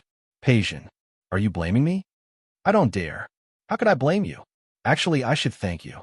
I am an illegitimate daughter who has enjoyed the life of the eldest daughter of the Su family for more than 20 years. Su Chenghui was really uncomfortable now. He didn't expect that the daughter he had doted on for so many years would say such a thing now. Peijian, this is indeed my fault. But for so many years, whether it is your mother, me, or your grandfather, all of them have loved you. Which one of them doesn't love you dearly in the palm of their hands? You said that you have enjoyed the life of the Sue family for more than 20 years. Why can't you recognize the reality now? I admit it. I recognize it. So, Dad, since I am no longer the eldest daughter of the Sue family, I am just an illegitimate daughter. You don't have to care about me. You could just ignore me like Su Ching sang and let me live and die on my own. Su Peijian. That's all. Su Peijian hung up the phone. The anger in her heart made her uncomfortable. She didn't suppress it even when she returned to her apartment. Xiang Kaiping looked more energetic. Her daughter was back anyway. She had something to look forward to again. Moreover, Su Peijian was the little rabbit who was bullied by the Li family. She felt that she must live well and take good care of Su Peijian. You're back. Dinner is ready. You can eat now. The moment Su Peijian saw Xiang Kaiping, she squeezed out a smile. Mom, I had something to do today and came back a little late. You won't blame me, right? Why would I? Xiang Kaiping held her hand. If you really have something to do, you can call me if you don't come back for dinner. Thank you, Mom. Mom, you are so nice. Let's eat. Xiang Kaiping and Su Peijian sat down. Since Xiang Kaiping recognized Su Peijian, she wanted to get along well with her, just like how she treated Su Qingsang. You have been out for half a day. Have you finished your business? At the mention of this, Su Peijian's face darkened. Xiang Kaiping was anxious. What's wrong? What happened? Nothing. Su Peijian shook her head. Mom, I actually went out to look for a job today. You know, since I was kicked out of the Su family, I can't go back to work in the Li group. That's why I went out to look for a job today, but I didn't expect. At this point, Su Peijian suddenly smiled and said, Forget it. Let's not talk about it. Mom, let's eat. What happened? Tell me clearly. Nothing. Su Peijian bit her lip and sounded a little sad. I asked a few companies that I used to work with, but they didn't laugh at me and said that I was down and out. They just asked me why I left the Li group and went out to look for a job. Mom, I really can't stand this kind of anger. In the future, as long as I am in the business circle of Lin City, I won't be able to hold my head high. Mom, that's too much. Xiang Kaiping put down her chopsticks and was a little angry. Peijian, don't worry about it. They're just snobs who look down on people. They are not worth your anger. I know. Su Peijian bit her lip and looked aggrieved. It doesn't matter if I am laughed at. I'm just afraid that I won't be able to find a job if I go out like this. After all, if I can't even stay in the Li group, who would want me? Her words were very suggestive. People who didn't know better would think that the Li group had kicked her out, so other companies wouldn't want her. Outrageous. Xiang Kaiping was really angry this time. What is Li Chinchua trying to do? Is she bullying people? Isn't she just relying on her family's money? Mom, actually, if I can't find a job, I can just use less money. But I still want to make money so I can be filial to you. But Xiang Kaiping looked at her and felt a little pain in her heart. No matter what, she was her daughter. A few years ago, she was the daughter of a rich family. Now that she had become like this, it was no wonder that people treated her like this. I don't think I can stay in Lin City anymore. If I stay here any longer, I will just be a joke. Su Peijian's voice became more and more aggrieved. Who dares? Xiang Kaiping's voice was a little higher, as if she was afraid of scaring Su Peijian. She suppressed her anger and suppressed it. Peijian, why don't you leave Lin City with me? She looked at Su Peijian tentatively. Leave this place? Su Peijian blinked, looking confused. But where else can I go if I leave this place? Rong City. Xiang Kaiping had already made up her mind. Mom has a business in Rong City, although it's not as good as the Li families. But it's enough for us to live. If you don't like working for others, I can also let you manage the 2 supermarkets under my name. What do you think of this? Su Peijian looked at Xiang Kaiping and sneered inwardly. It was just 2 supermarkets. Did she think she would care? However, if he went to Rong City, he could be closer to Su Qingsang. Therefore, she pretended to be touched and looked at Xiang Kaiping with tears in her eyes. Mom, I'm so sorry. You're so nice. All right. Don't cry. I told you, from now on, everything I have is yours. I just hope that everything will be smooth and happy in the future. I'm satisfied. All right. Su Peijian blinked her eyes and forced back her tears. She put her arm around Xiang Kaiping's arm and said, Mom, don't worry. When I make some money, I'll be sure to take good care of you. Then I'll wait. They were mother and daughter, after all. Seeing that her daughter was happy, Xiang Kaiping was also relieved. The atmosphere here seemed to be good, but on the other side of Rong City, the atmosphere was not so good. Lu Tongjia looked at Lu Lixian with a sullen face. What did you say? Say it again. Lu Lixian was frightened by his aunt's attitude and shrank back. Well, I said that I saw my cousin and his wife in the square. Isn't he working today? I just wanted to ask why he didn't go to work. While Lu Lixian was blinking his eyes, Lu Tongjia was infuriated. Chapter 464. Lu Lixian was a little scared by Lu Tongjia's attitude. No, my cousin introduced her like this. He said her name was Su something Sang. Lu Lixian couldn't remember. Lu Tongjia sneered. Su Qing Sang. Yes, that's her name. Lu Lixian found that his aunt seemed to be very angry, but he couldn't figure out why. Was she angry at Jinyao for taking Su Qing Sang out, or was she angry at her daughter-in-law? Why did she sound so angry? Old Master Hua, who was sitting on the side, didn't look too good. As for Hua Mingguang, his expression was even worse. Lu Tongjia was the one who looked the most upset. She stood up and looked at Old Master Hua. Dad, look. Look. What did I say? I said that a woman from small family, like Hua Jinyao, would be short-sighted and ignorant. What did you say? You said that Jinyao picked her himself. It's fine as long as he likes her. But now? She's back, but she's not going home. Instead, she's having fun outside. Does she have any respect for this family? Does she have any respect for us? Old Master Hua didn't look happy, but he was still rational. We haven't figured it out yet. Maybe there's some other reason. What reason? What other reason could there be? Does she think I can't tell? She knows that I don't like her, so she won't even go home with Jinyao. Otherwise, what other reason could there be? The more Lu Tongjia thought about it, the angrier she got. I told him to break up with that woman a long time ago, but he wouldn't listen. Now he's been seduced by her? That's enough. That's enough. Old Master Hua had never been dissatisfied with Lu Tongjia, but sometimes he thought that she was too arrogant. He wasn't happy that Su Qing Sang was back, but she didn't come home. But he wasn't an unreasonable elder. Call Jinyao and ask him what's going on. Lu Tongjia, on the other hand, was furious. I won't fight. I want to see when he's going to bring her home. I also want to see how arrogant this Su Qing Sang is. If she has the guts, she can stay away from our family forever. Old Master Hua furrowed his brows. Although he didn't agree with Lu Tongjia, he didn't say anything. Lu Lixian sat to the side with a gloating look on his face. Hua Jinyao held Su Qing Sang's hand and walked to the cafe where Old Master Li and Li Qianxue were. How are you these days? The reason why Hua Jinyao returned to Rong City earlier was that he wanted Su Qing Sang to spend more time with Li Qianxue. The phone call from before sounded good. Not bad. Su Qing Sang smiled at him and told him about Li Qianxue accompanying her to Rong City. I think she's fine. Originally, she wanted me to accompany her for a few more days, but in the end, she followed me so far away. It's cold here, and I can tell that she's not used to it. Yes. He also said that he would buy me a house. Su Qing Sang repeated Li Qianxue's words. He couldn't help but laugh. How could I have fallen to such a state? If you feel sorry for me, I could just find a hotel to stay in. Hua Jinyao suddenly stopped and stood in front of Su Qing Sang, looking down at her. You don't believe me? Of course not. I didn't say that. Su Qing Sang put on an innocent face. Hua Jinyao narrowed his eyes and suddenly put his face in front of Su Qing Sang's. You'd better not have such thoughts. So what if I do? Su Qing Sang raised her petite face with a provocative look.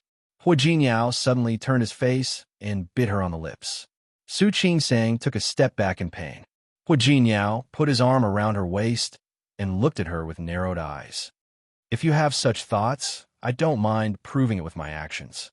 Su Qing Sang understood what he meant by prove it with my actions. She blushed. Stop it. My mom is waiting.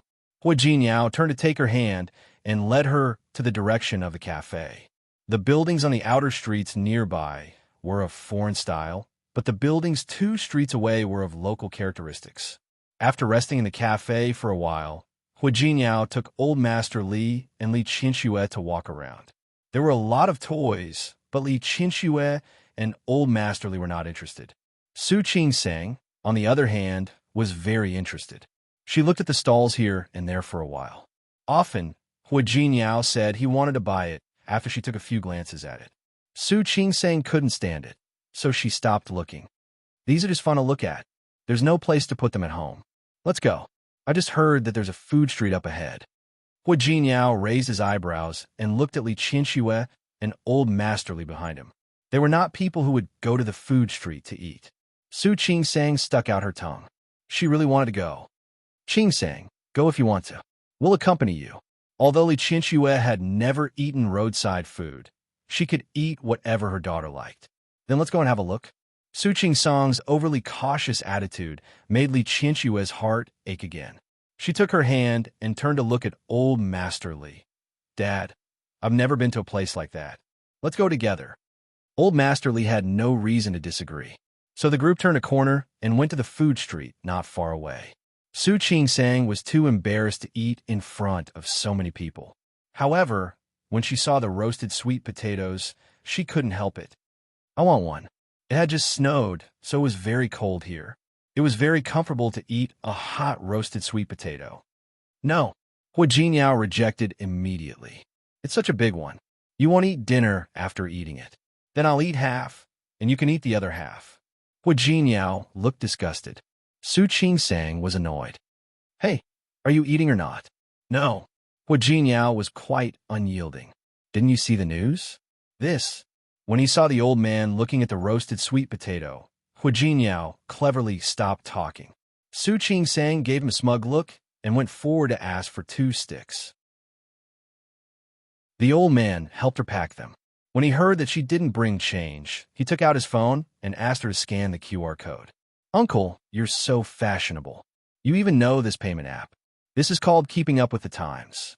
I asked my son to teach me for a long time before I learned it. The old man smiled and looked at Su Qingsang. Little girl, are you full with so many people eating only 2? I'll give you another one. No need. No need. Thank you, uncle. That's enough.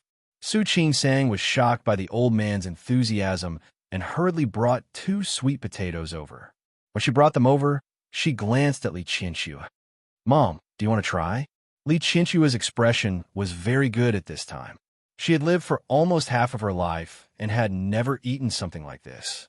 Looking at the roasted sweet potato that was still steaming, her expression was a little strange. Mom, don't you want one? This is really delicious. Su Qingsang looked at Li Qinxue's expression and knew that she had never eaten something like this. I'm not lying to you. When I was in college, Shi Mingwan and I often went to the school gate to buy this after the evening self-study session. Let's try it, Old Master Li said first. He took the sweet potato, directly broke it open, and gave half to Li Qinxue. When I was young, I ate a lot of this. It doesn't make sense that my stomach has become fragile now that I'm old. Dad, Li Qinxue had no choice but to take it, but her face was full of embarrassment. You're not asking me to eat this on the street, are you? It's not a big deal. They don't know us anyway. Su Qingsang smiled, turned around, and gave half of it to Hu Jinyao. The meaning in her eyes was obvious. Grandpa and Mom both ate it. It didn't make sense that he was more fragile than them, right? Hu Jinyao rubbed the top of her head and took the half of the sweet potato helplessly. He took a bite and found that it was quite sweet. It's not bad. It is. Su Qingsang was satisfied. Let's go. Hu Jinyao felt a little helpless.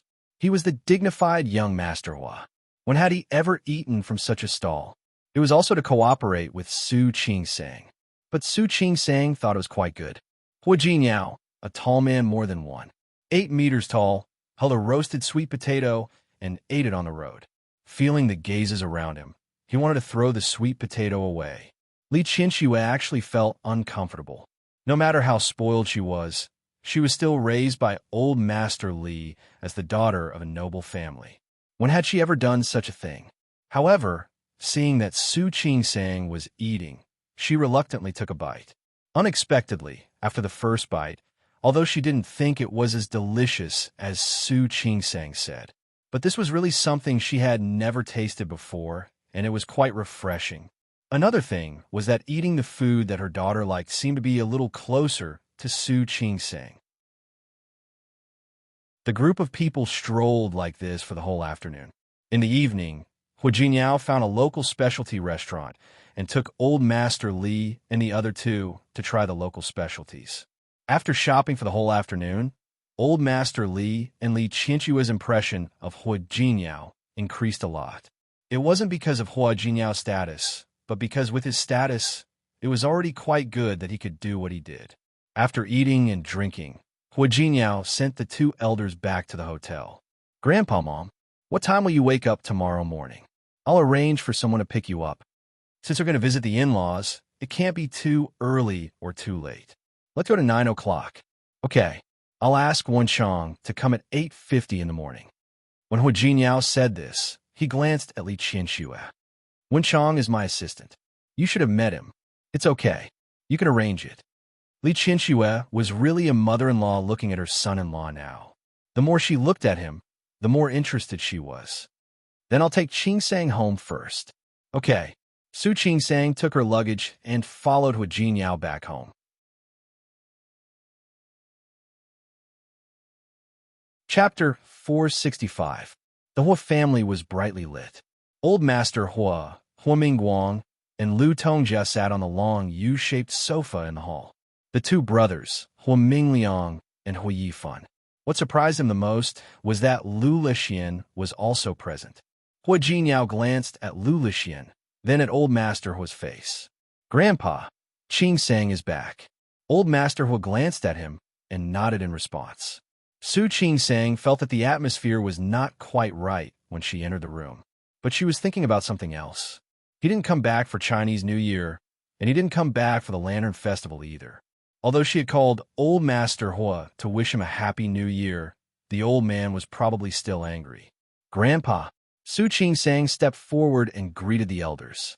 The others were still fine. They all maintained each other's dignity and responded. Lu Tongjia was the only one who snorted and looked away. Su Qingsang had long known that Lu Tongjia didn't like her. He thought for a moment, then turned to look at Hu Jiniao. Hu Jiniao took 2 steps forward and put his arm around Su Qingsang's waist. "Mom, Qingsang must be tired from the flight from Lin City today. I'll take her upstairs to rest first." "I'm tired." Lu Tongjia got even angrier when she saw Hu Jiniao defending Su Qingsang like that. "How can I not be tired? They have been playing outside for an entire day. Of course I am tired." Hu Jiniao glanced at Lu Lixian. As soon as he met her gaze, he shrunk his neck and turned his face away. The corners of Hu Jiniao's lips curled up. He didn't pay any attention to his unreliable cousin who liked to fan the flames. "Grandpa, Qingsang's flight this morning would arrive at noon. Her mother and grandfather also came, so she didn't come back immediately." Hu Jiniao didn't look at Lu Tongjia. He only said to Old Master Hua, "Qingsang's grandfather is Li Yongfeng. He was the former chairman of the Li Group in Lin City. This time, he came with Qingsang's mother to pay you a visit." "Visit? We can't afford it. You're already here, but you're still letting your daughter run off to play with you?" Yet, he didn't come knocking on our door. He was obviously looking down on us. How can we afford to have them visit us? Lu Tongjia didn't like Su Qingsang. She didn't like Su Qingsang. Once she got into a dead end, it would be hard for her to get out. "Why didn't you come as soon as you got off the plane?" "It's because there's a rule in Lin City that you can't visit your in-laws after noon. Since they can't come to the house, I'll take Qingsang, his mother, and grandfather around in the afternoon." "Grandpa, you don't mind such a small thing. Brother Yongfeng is here?" Old Master Hua had met Old Master Li a few times before. "That's good. We can have a good gathering tomorrow." Lu said. Lu said. Master Tongjia said. Lu said, "I Tongjia I. Qingsang. Don't tell me you're hiding him." Lu Su he. Lu. Qingsang he is. Li Tong. Su Tong. Lu, Tongjia yang Tongjia master, I Tongjia. Hu Jiniao turned his eyes back to Old Master Hua. "Dad, don't worry. They'll visit us tomorrow." Old Master Hua nodded. He had met Li Yongfeng once or twice and had a good impression of him. However, But didn't you tell me before? He glanced at Su Qing-sang and didn't say the rest of the words that were on the tip of his tongue. Grandpa, Hua Jinyao interrupted. Hua Jinyao interrupted Old Master Hua. If you want to know about this, I'll talk to you in the study later. Now, let Qing-sang rest. She's been tired all day. Old Master Hua was about to nod, but Lu Tongjia couldn't help it. What can't be said here? Why do we have to talk in the study? He glanced at Su Qing-sang, and the look in his eyes was quite rude. Or is there something that you can't let others know about? Everyone in the living room had different expressions on their faces. Old Master Hua didn't look happy. Lu Lixin was there, and he didn't want to embarrass Lu Tongjia in front of the younger generation. As for the others, they all looked like they were watching a good show. Hua Mingguan didn't agree with his wife's decision, but he didn't say anything. Su Qing-sang furrowed her brows slightly. Her pretty face was expressionless. She had already told Hua Jinyao about this on her way here today. She had told Hua Jinyao when she stayed in Lin City. She told him not to tell the Hua family about her identity for the time being. Su Qinghui was her biological father, but he wanted to take revenge on her biological mother and switch her identity. Su Qing-sang didn't think it was embarrassing to tell the Hua family about her identity, and it didn't matter if they found out. However, Li Qianxue had been considerate of her.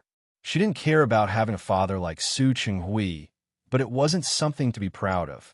If people knew that even her own family had set her up, she wouldn't be able to raise her head in her husband's family. She wanted to discuss an excuse. How should she tell Hua Jinyao's family? Su Qing-sang had told Hua Jinyao about it on the way here. It was the same as what Li Qianxue said to the relatives of the Li family last time. It meant that they had been switched. As for how, who would seriously investigate what had happened back then? Mom. Hua Jinyao's expression suddenly changed because of Lu Tongjia's words. There's nothing to hide. It's just that Qing-sang is tired. I want her to go upstairs and rest. Tired? Why did you come back so late if you're tired? You didn't even come home for dinner? That's right. You only care about her parents and family now. Why would you care about us? Speaking of which, isn't she an illegitimate daughter? She was just an illegitimate daughter, but the Li family came to visit her eagerly. Visit what? Don't tell me that you want to get some benefits from this illegitimate daughter who clings to the Hua family? His words were really overbearing. Even Su Qing-sang couldn't stand it anymore, not to mention old Master Hua. Her lips moved, and she was about to refute, but Hua Jinyao pressed her hand down. Mom, are you done talking? If you are, I'll take Qing-sang upstairs. As for those shameful things, you also said that it's shameful. Naturally, we can only talk about it in a shameful place. Lu Tongjia was angry with Hua Jinyao. Her face suddenly darkened. I'm not finished. I just want to know, do you still care about this family? Do you still care about me, your mother?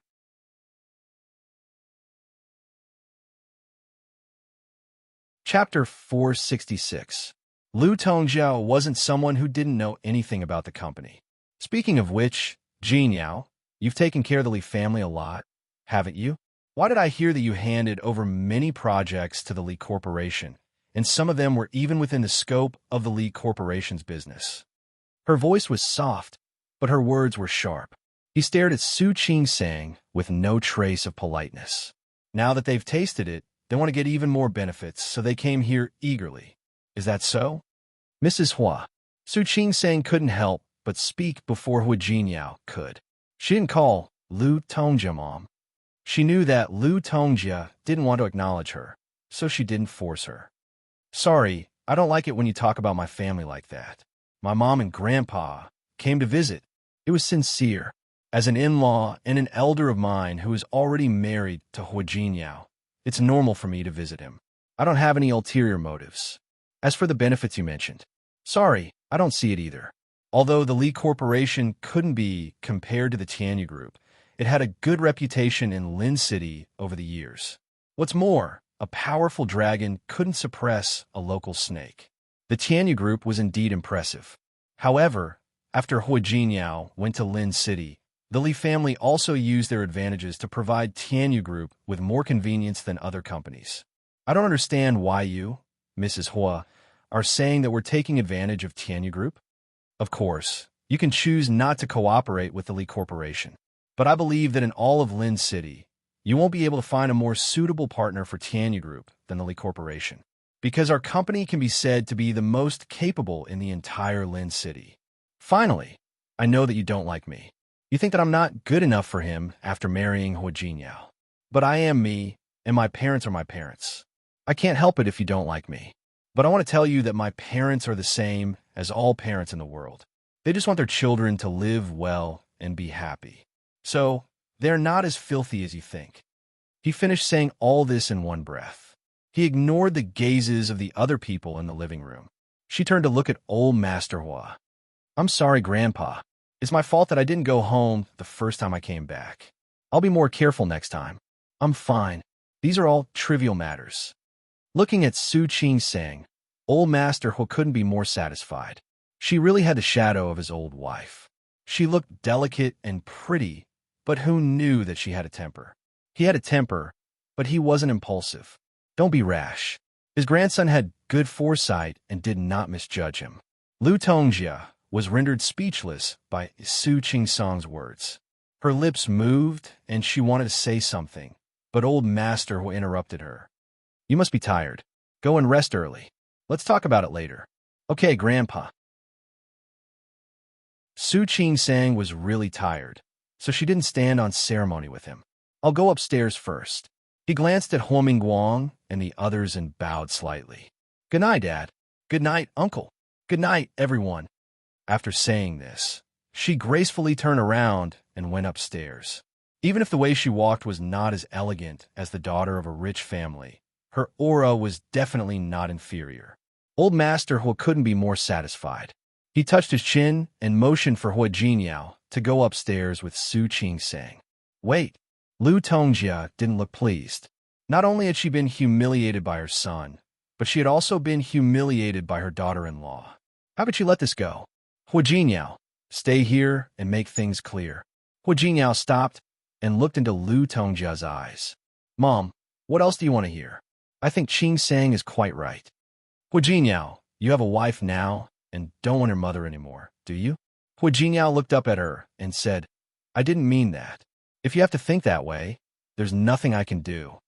Grandpa, Hua Jinyao looked at old Master Hua and said, I'll go upstairs first. His attitude of not taking Lu Tongjia seriously made her even more dissatisfied. Before she could lose her temper, Hua Jinyao had already left. Lu Lixin saw this and said, All right, Auntie, I don't think you should be angry. I think maybe my cousin is understanding that my cousin-in-law is tired today. Don't be angry. It would have been better if he hadn't said this, but his words were obviously adding fuel to the fire. Lu Tongjia was Hua Jinyao's mother, but Hua Jinyao didn't understand her. But Su Qing-sang? All right, it's getting late. You should all go back and rest. Hearing old Master Hua's words, the others stood up.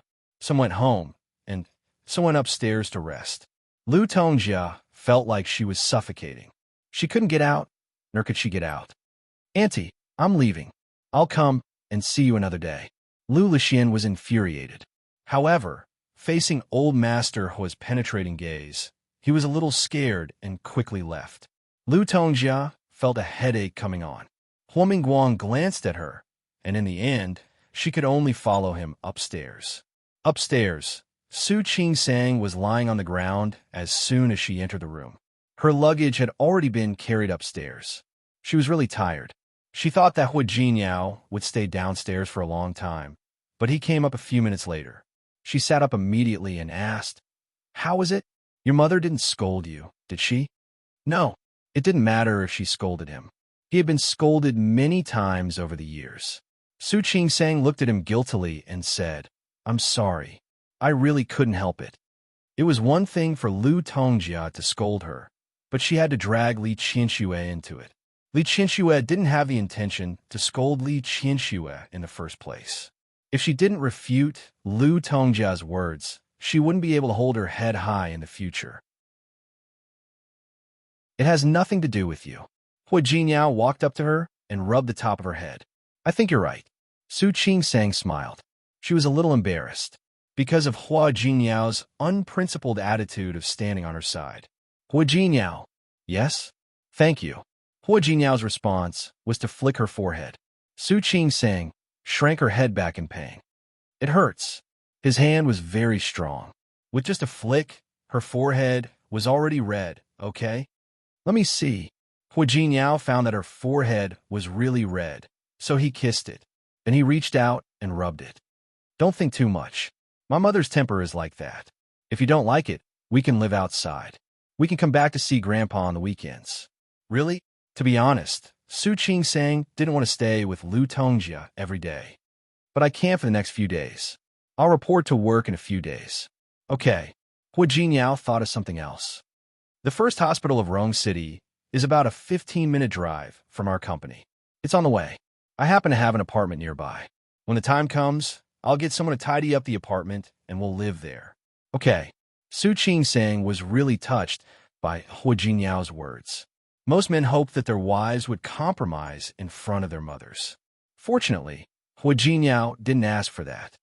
Hua Jinyao, in fact, if possible, I'd like to get along with your mother. But the premise is that she has to be reasonable. Don't you think so? Hua Jinyao narrowed his eyes and looked at her. You become bold, haven't you? How dare you say that my mother is unreasonable? Su Qingsang blinked her eyes innocently. Hua Jinyao suddenly reached out and scratched her armpit a few times. Su Qingsang laughed and fell on the bed. I don't want it anymore. Her body curled up. Hua Jinyao didn't want to stop. She was afraid of tickles, so she couldn't help but want to avoid it. Hua Jinyao looked at her blushing face and couldn't help but lean on her. Su Qingsang stopped laughing. She looked at Hua Jinyao and blushed. What are you doing? What do you think I'm doing? Hua Jinyao's eyes were deep. Honey, we've been separated for a few days. Yes, not a few days. Su Qingsang swallowed. I haven't showered yet. Get up first. It's okay. Let's shower together. Hua Jinyao's hand reached for the hem of her clothes. We've showered together anyway. Su Qingsang was even more embarrassed. Before the desire came, she thought of something else. Not that, right? Here. Su Qingsang put her hands in front of his chest. Her breath was a little unstable. I'm in danger these days. Yes. Hua Jinyao put his mouth close to her ear and whispered, I specially went to buy it. Su Qingsang blinked. You planned it, didn't you? Yes. Hua Jinyao admitted it openly. I wanted to plot against you. He sealed her mouth with a kiss so that Su Qingsang couldn't speak. Absence makes the heart grow fonder. That night was naturally full of passion. It was a little late when Su Qingsang got up in the morning. She hadn't had a good rest during this period of time. Li Qianxue really wanted to accompany her. The mother and daughter slept together every day. Li Qianxue always had endless questions to ask Su Qingsang. She liked to listen to Su Qingsang talk about her past and wanted to know more about her. As a result, Su Qingsang went to bed very late every day but got up very early. She turned over on the bed and faintly felt that her body was uncomfortable. She gritted her teeth and frowned. That bastard Hua Jinyao didn't know how to control himself. She didn't see him in the room. Su Qingsang looked at the time and quickly got up. In a study on the second floor, Hua Jinyao told old Master Hua about Su Qingsang's background. He didn't have anything to hide in front of his grandfather. In fact, old Master Hua was almost a smart person. When he came to visit his in-laws, his mother and grandfather came, but his father didn't come. What would people think? Old Master Hua felt that something was wrong when he heard it yesterday. Today, he understood. I see.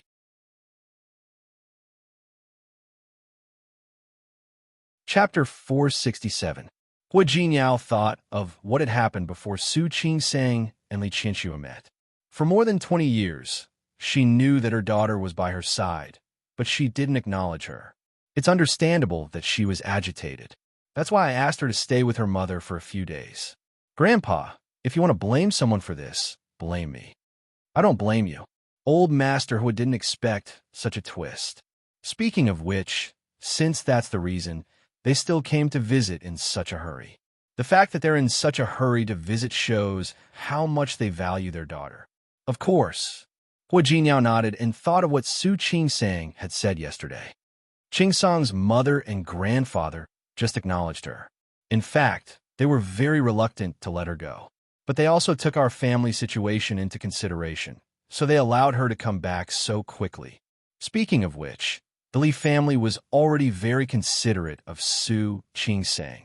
They didn't come yesterday because there's a custom in Lin City that we can't visit in-laws in the afternoon.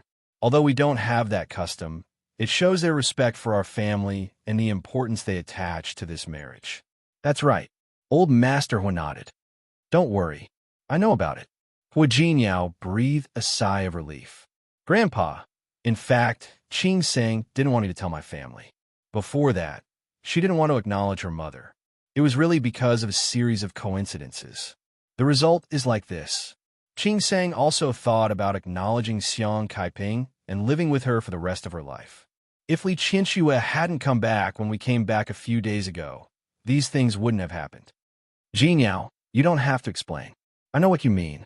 I also know that your mother is a person. In fact, she is very subjective and arbitrary most of the time. But don't worry, you don't have to take what she said to heart. Hua Jinyao nodded. He didn't take it to heart. In fact, he was afraid that Lu Tongjia would keep blaming Su Qingsang for not coming back with him for the new year. He could ignore it. After all, he had known Lu Tongjia's attitude towards him for so many years. But he didn't want Su Qingsang to be blamed by Lu Tongjia for this matter in the future. I know that you're afraid that your mother will bully Qingsang in the future. Don't worry. Your mother is just a sharp-tongued person. In fact, she can't do anything. If that day really comes, I will stop her. Grandpa, thank you. Without old Master Hua, there would be more problems in the family. All right, you brat. You don't have to be so polite with me. Old Master Hua looked at Hua Jinyao. His eyes lit up. If you really want to thank me, then I'll thank you. Give birth to a fat great-grandson with Qingsang as soon as possible. I'm very happy. Don't worry. Sooner or later. Old Master, the Li family is here. While they were talking, Uncle Zhang came upstairs and told Old Master Hua and Hua Jinyao that the Li family had arrived. Hua Jinyao and Old Master Hua didn't waste any time and quickly went downstairs. Yang Wenchang was the one who went to pick them up. After picking them up, he called Hua Jinyao. As soon as they entered the courtyard, Hua Jinyao went downstairs. Li Yongfeng had met Old Master Hua a few times many years ago. After that, the two of them developed their own careers in different places. This was the first time they had seen each other in decades. Brother Yongfeng, Old Master Hua was very friendly when he saw Old Master Li. As soon as Old Master Li and Li Qianxu entered the door, he took the initiative to greet them. I didn't expect that the two of us would have a chance to become in-laws.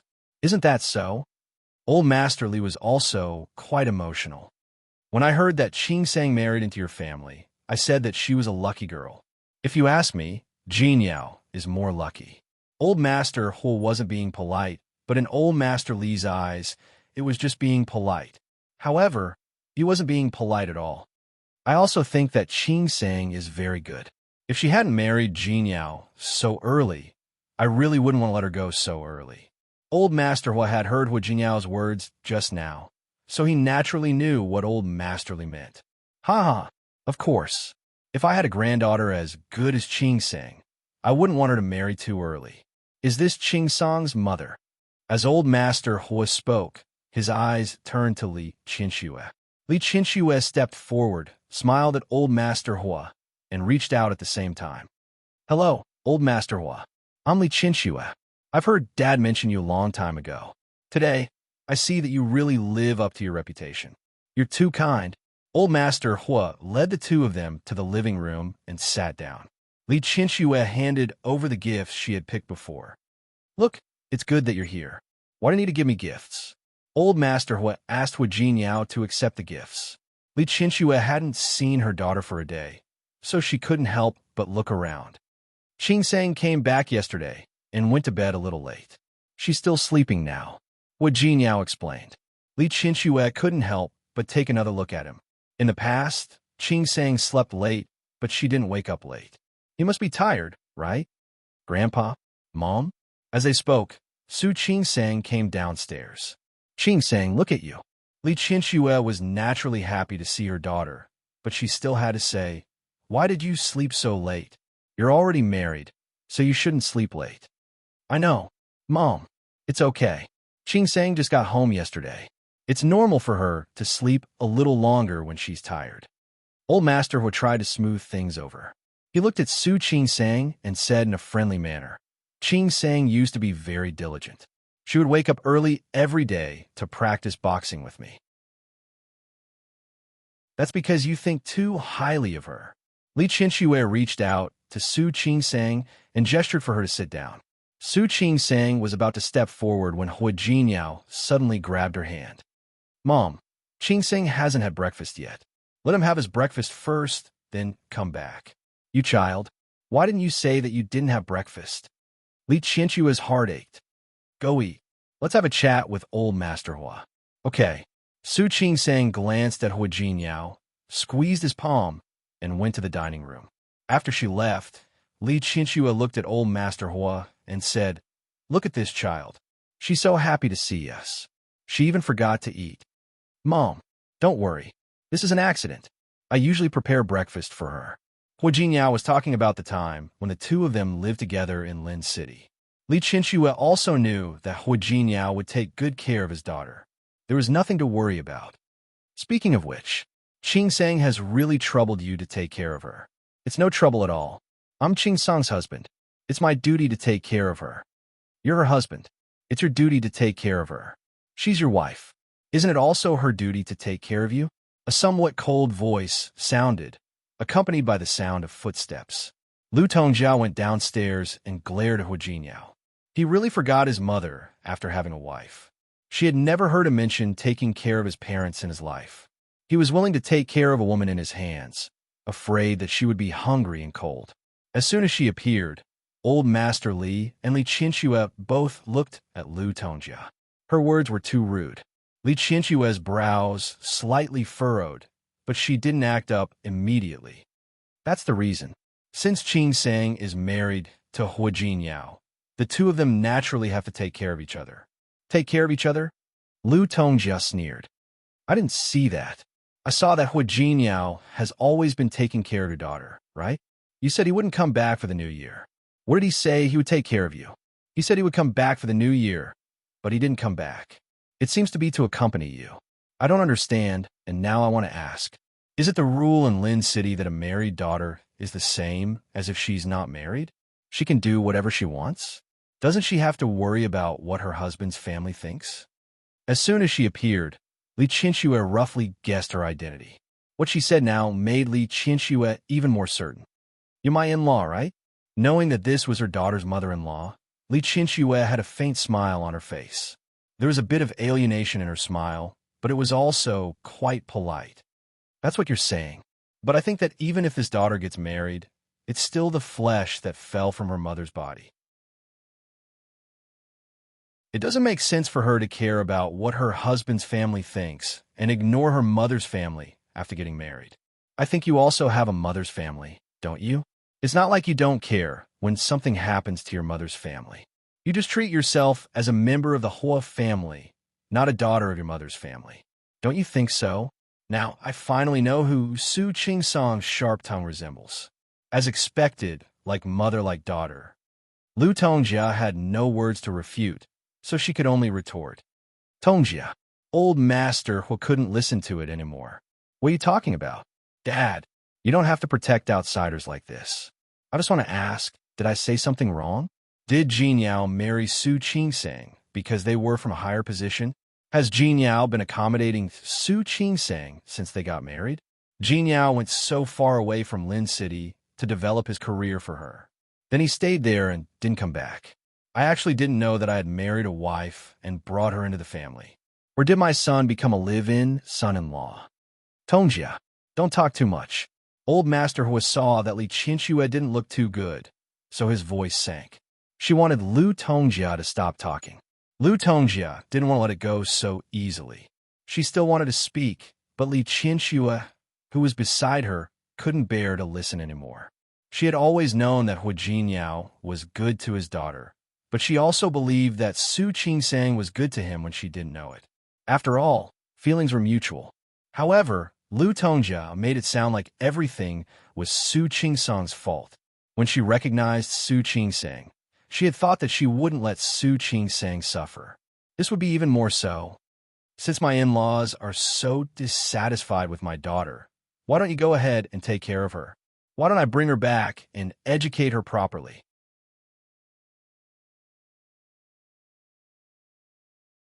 Chapter 468. Li Qianxue's words were very blunt. In her opinion, the Hua family was a good family, but the Li family wasn't bad either.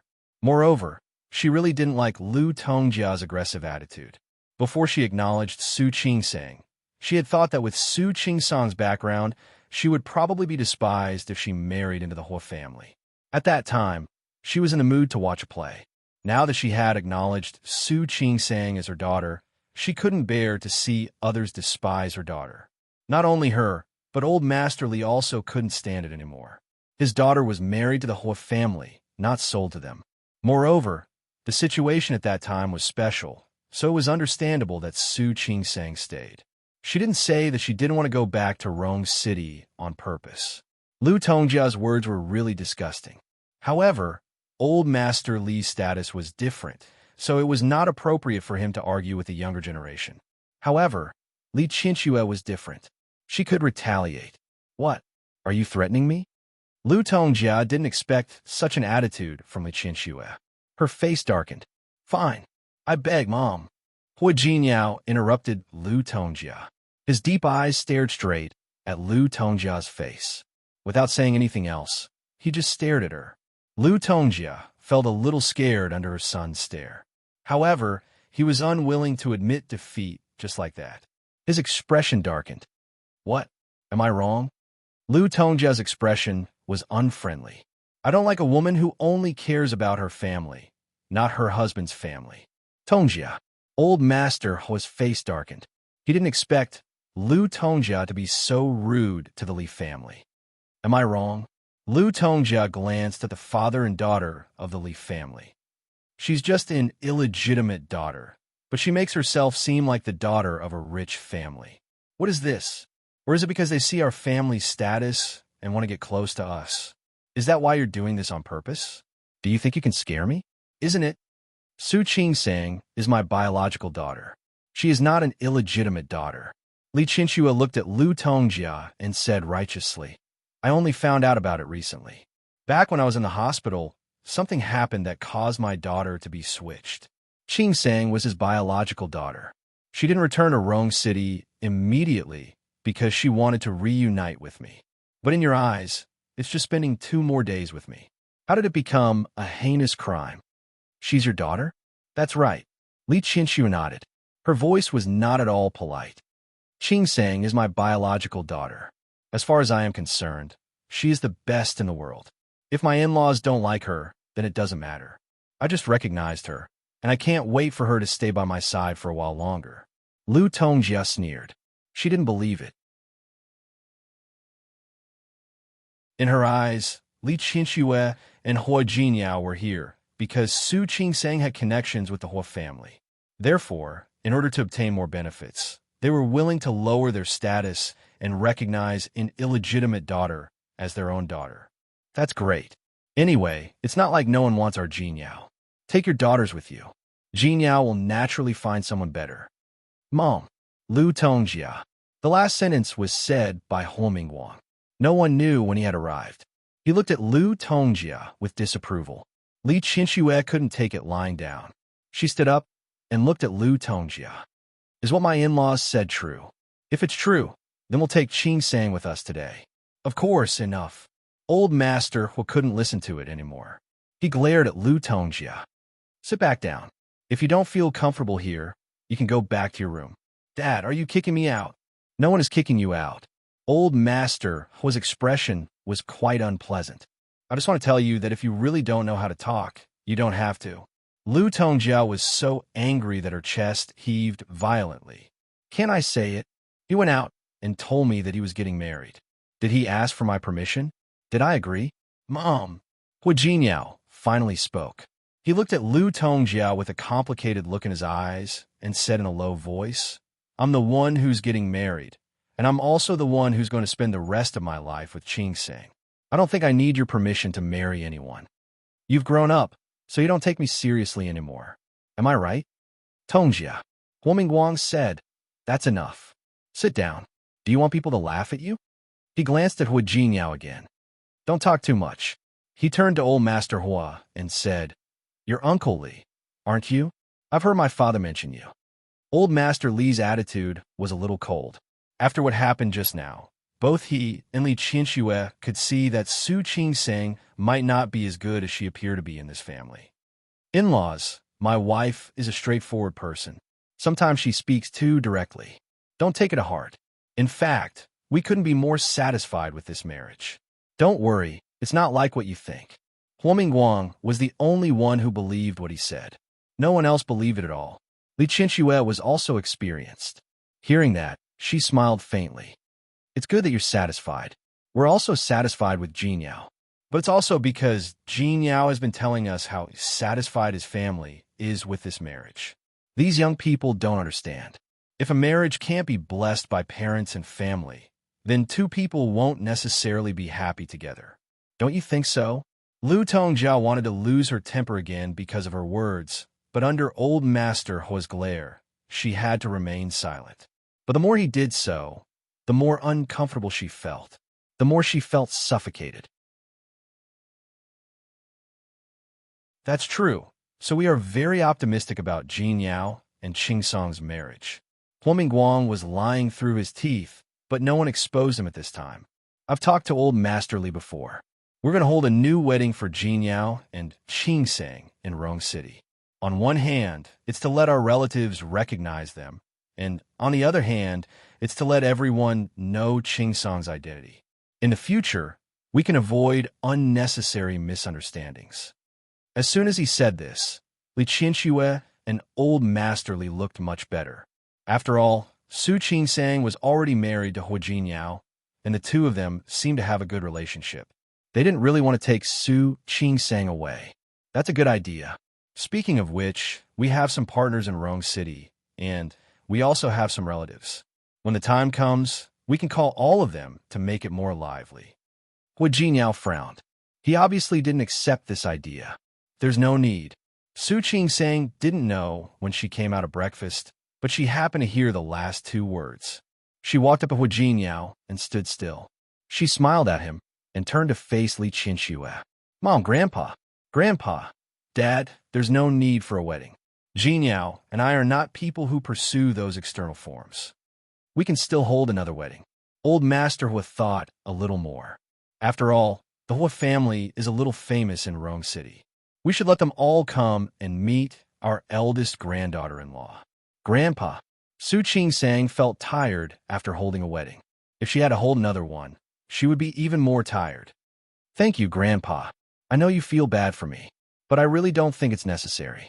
If you really don't think it's appropriate, why don't you pick a time and invite all your relatives over for dinner? Introduce them, and we'll get to know each other. Then it's decided." Huomingguang finally made the decision. "It just so happens that your great-uncle has retired and is in Rong City, and your great-aunt. Pick a time and invite everyone to dinner and get to know each other. Since you're here, stay for a few more days. I heard from Jinyao that you're staying in a hotel now. How can we do that? I think it's better to let Wenchang move your luggage over and stay directly at our house." "Yes. Anyway, there are guest rooms at home. I'll have someone clean them up later." Huomingguang seized the opportunity and said. Old Master Li smiled. "There's no need to stay here. We will also feel uncomfortable. Anyway, Qianxue has already bought a villa. It's not far from here. When we came yesterday, she already had it cleaned up. We'll move in later." "Well, you're too polite." Huomingguang was a little helpless. If others find out, they will say that we're not good hosts. "It's okay. It's not far from here. It'll be convenient for us to come and visit you." Li Qianxue would not live at the Hua family's house. She finally realized that the other members of the Hua family might seem nice, but Lu Tongjia, Su Qingsong's mother-in-law, was really not easy to get along with. She glanced at Su Qingsing. She was not liked by her mother-in-law as soon as she married into the family. She was afraid that there would be some twists and turns in the future. She only hoped that Hui Jinyao could be a little more responsible and protect her. Lu Tongjia watched the group of people discussing excitedly and sat alone on the side angrily. She felt that she could not suppress the anger in her heart. She glanced coldly at Su Qingsang, stood up, and turned to leave. Her abrupt movement attracted everyone present to look in her direction. Hu Mingguang watched Lu Tongjia leave just like that. There was some disapproval in his eyes, but it was unlikely that he would embarrass her in front of the Li family. "I'm sorry, my wife is a little short-tempered. I've made a fool of myself. It's okay." Li Qinshui didn't pay attention to Lu Tongjia anymore. There's always a process for a daughter-in-law and mother-in-law to accept each other. You'll get better as you slowly interact with them. That's right. Hu Mingguang could only agree at this moment. Qingsang is a good child. Jinyao's mother just hasn't come around yet. When she comes around, she will accept Qingsang. That's good. Li Qinshui looked at Su Qingsang. She didn't mind letting the whole family know some things at all. Qingsang is my daughter, but I haven't been able to acknowledge her because of the wrong baby. Now that I've acknowledged her, I want to give her the best in the world. I'm worried that she's not doing well and won't tell me. So it's inevitable that I'm a little nervous. Please don't laugh at me, in-law.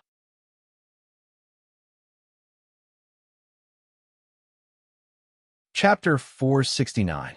Old Master Huo's words were a guarantee. Li Qinshui and Old Master Li were relieved. Without Lu Tongjia, the rest was much smoother. Old Master Huo and Hu Mingguang stayed at the Huo mansion for lunch. Lu Tongjia went out and didn't come back. After lunch, the father and daughter couldn't stay any longer. They refused Old Master Huo's offer to let them stay and asked Su Qingsang to accompany them out for a walk. At this time, Rome City was almost covered in snow.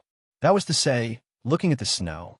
Fortunately, Old Master Li and Li Qinshui didn't care what they were looking at. They only cared about who was accompanying them. They originally just wanted Su Qingsang to spend more time with them. At this point, Su Qingsang could still do it. After taking Su Qingsang to see the villa they bought for her, Old Master Li and Li Qinshui stayed in the hotel for another day before moving in. It was about a 15-minute drive from the Huo mansion. It could be considered to be in the same villa area. If Su Qingsang and Hui Jinyao wanted to live here, they would be able to live a good life. Then it would be convenient for them to return to the Huo mansion. Hui Jinyao had something to do with the company today, so Su Qingsang accompanied them. Li Qinshui put away the things and took Su Qingsang to tour the small villa. Qingsang, you said that you don't like houses that are too big. This is not big. The 3-story villa has 3 halls and 7 rooms. There is also a living room. It's enough for you two to live here. There is a small garden in front and 2 garages in the back. I also bought you a car. Li Qinshui pointed to the back as she spoke. There are 2 cars. You can drive whichever you want. It will be more convenient for you to go to work. Mom, thank you. She was so thoughtful that Su Qingsang didn't know what to say. Don't thank me. You just like to be polite. Li Qinshui patted her hand. I have nothing else to give you. No, you have already given me a lot. She didn't mean property. Li Qinshui gave her life and brought her into this world. Before they met, she didn't feel too sad for her. At least he had grown up safely.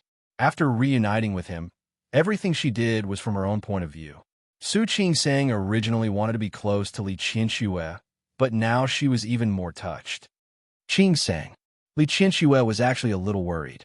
I observed your mother-in-law the other day. She's not easy to get along with. I'm just afraid that you'll suffer losses in the future. Mom, don't worry. My mother-in-law only looks fierce on the surface. Actually, she can't do anything to me. After all, the rest of the family is on my side. As long as Old Master Huo and Hui Jinyao were on her side, she wouldn't be afraid even if Lu Tongjia was dissatisfied with her. Li Qinshui nodded, but she was still worried. He patted Su Qingsang's hand. That's for the best.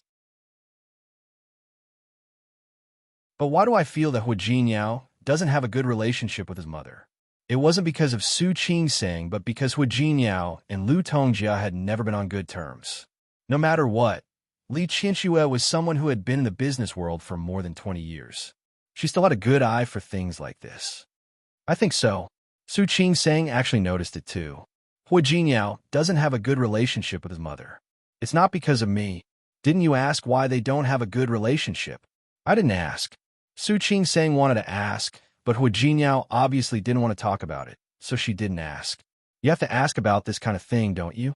Li Qianxue was worried, so she couldn't help but think too much. If you don't find out the reason, what if you accidentally step on the line between Hui Jiniao and his mother next time? I'm afraid Hui Jiniao will blame you, right? I don't think so. Su Qing-sang was actually very curious. It's not important. I'll ask him about it later. Li Qianxue nodded and thought of something else. By the way, will you still go to work after we leave? Yes. Su Qing-sang was about to tell Li Qianxue about this. Before I came here, my supervisor, Director Zhang Xiaobai, wrote a recommendation letter for me.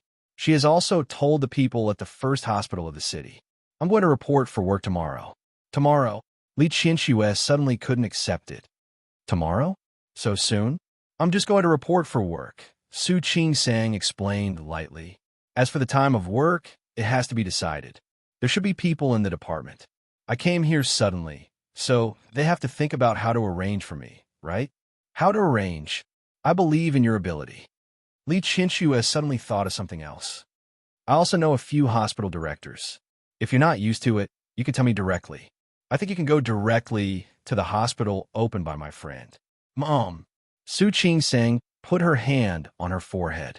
Why did all of them want her to go through the back door? Don't worry. Since you believe in your daughter's ability, you will know that no matter where I am, I can do well.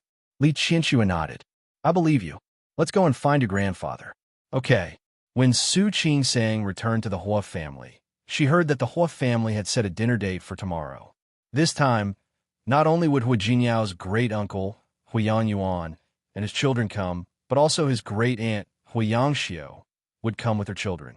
When she returned to her room at night, Su Qing-sang finally had time to ask Hui Jiniao about his relatives. She had almost forgotten about it after hearing it last time. Honey, are you nervous? Hui Jiniao held her body on his lap. Looking at her serious face, he couldn't help but want to laugh. Don't be silly. I'm serious.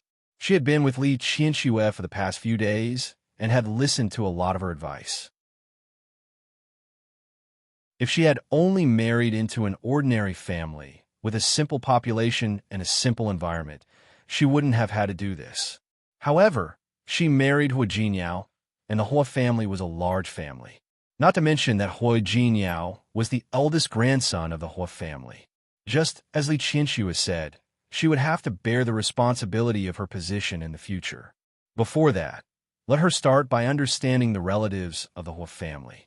I told you before, my grandfather has a biological brother and a biological sister. In fact, the old man also had some collateral relatives, such as cousins and so on. However, they were all in their hometown, so they didn't have much contact. My great-uncle, Hui Yangyuan, only had 2 sons. Now, both of his sons are high-ranking officials. Hui Yangyuan's 2 children were called Huang Mingfan and Huang Mingqi. The 2 brothers had inherited his acumen and ambition in the political arena. Now, they were developing well. Stop. Wait a minute. Speak slowly. I can't remember.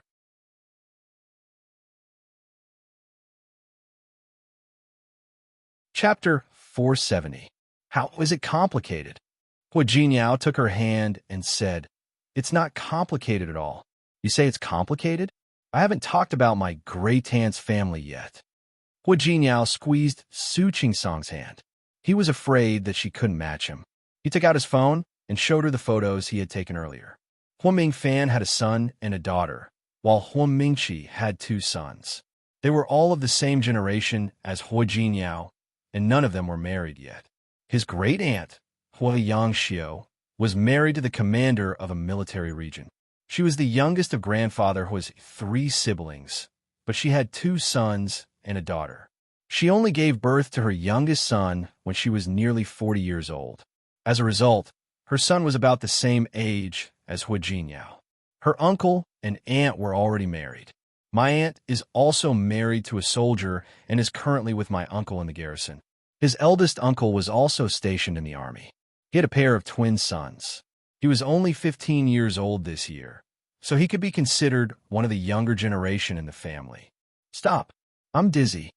Even if there were photos with so many people, it would be impossible to remember them all. Hua Jinyao, can I wait until the party? Remember to remind me when the time comes? You. Hua Jinyao pinched Su Qingsong's nose. If you can't remember, then don't. I will remind you when the time comes. Yes. Su Qingsong nodded. So many relatives, including your cousins. They're not in the same place as you, so you probably don't have many opportunities to interact with them, right? Not many. My great-uncle used to be a high-ranking official. I used to go to his house for summer vacations, but it was boring.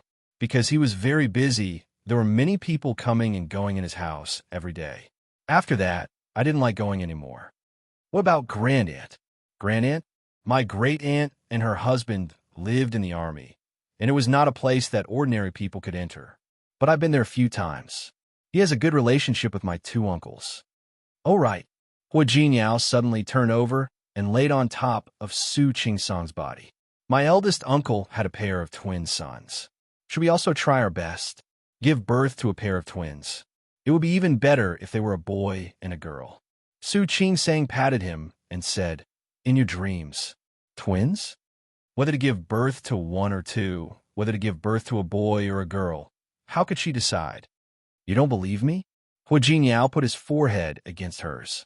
You don't believe in my abilities? Don't. Su Qingsong hadn't decided if she wanted to have a child so early. Hua Jinyao turned her body around and trapped her firmly in his arms. You don't believe me, do you? Looks like I've been too relaxed with you these days. It's time to let you know how powerful I am.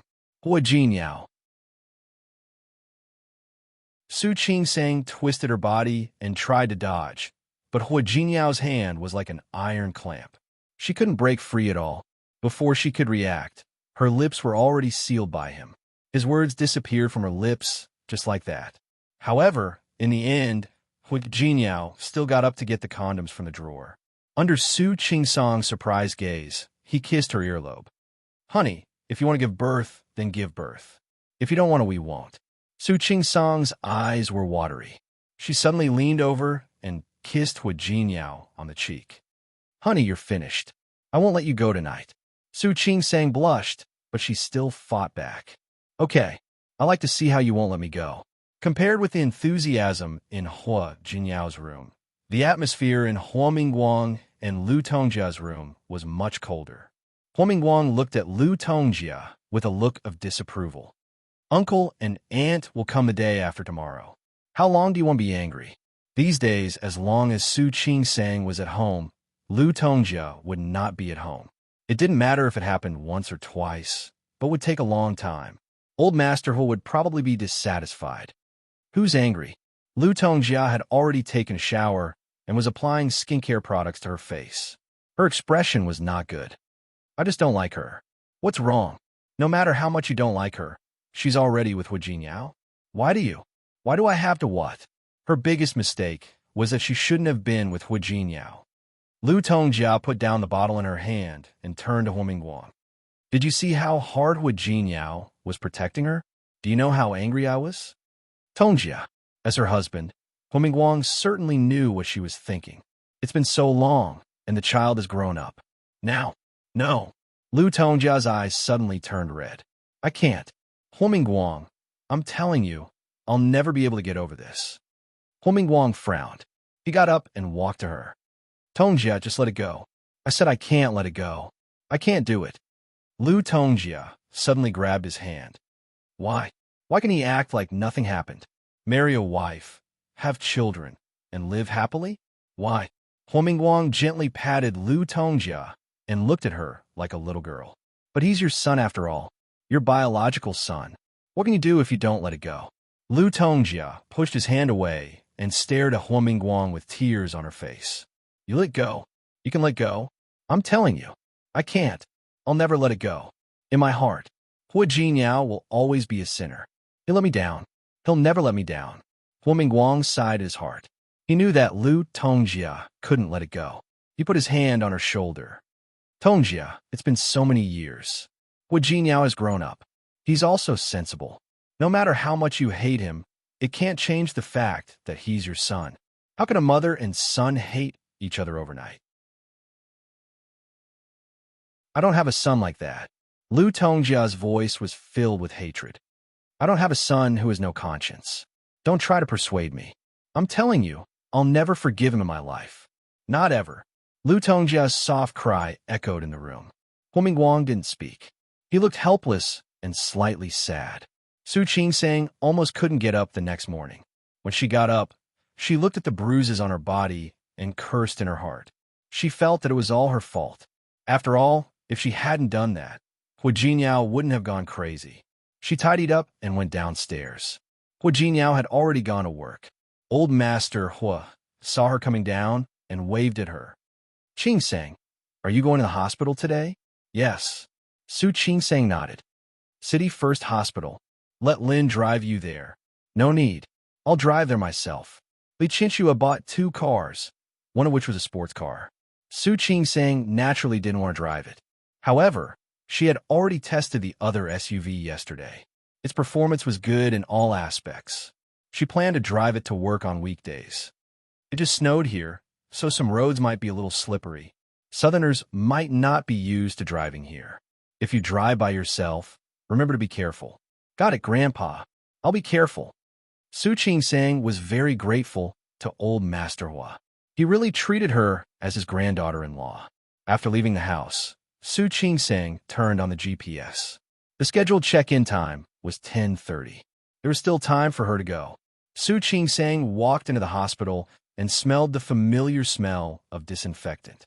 She successfully found the gynecology department. The director here was Sun Huiya, Zhang Qiubai's classmate. Su Qingsang took the recommendation letter and found Sun Huiya. Su Qingsang, right? Sun Huiya looked at the recommendation letter in her hand and looked up at Su Qingsang. She was less than 50 years old, wore a pair of glasses, and looked very friendly. Yes, I'm Su Qingsang. I've heard my teacher mention you before. She told me to learn from you. I wouldn't dare to say that I'm learning. It's the world of you youngsters now. I've read the 2 papers you've published in the journal.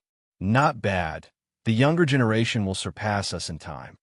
Sun Huiya put down the recommendation letter in her hand and looked at Su Qingsang. Although Su Qingsang was her old classmate's favorite student, there were still some things that needed to be made clear. You might not know about our hospital. It's bigger than Lin City, and it receives more patients. He was usually tired as well.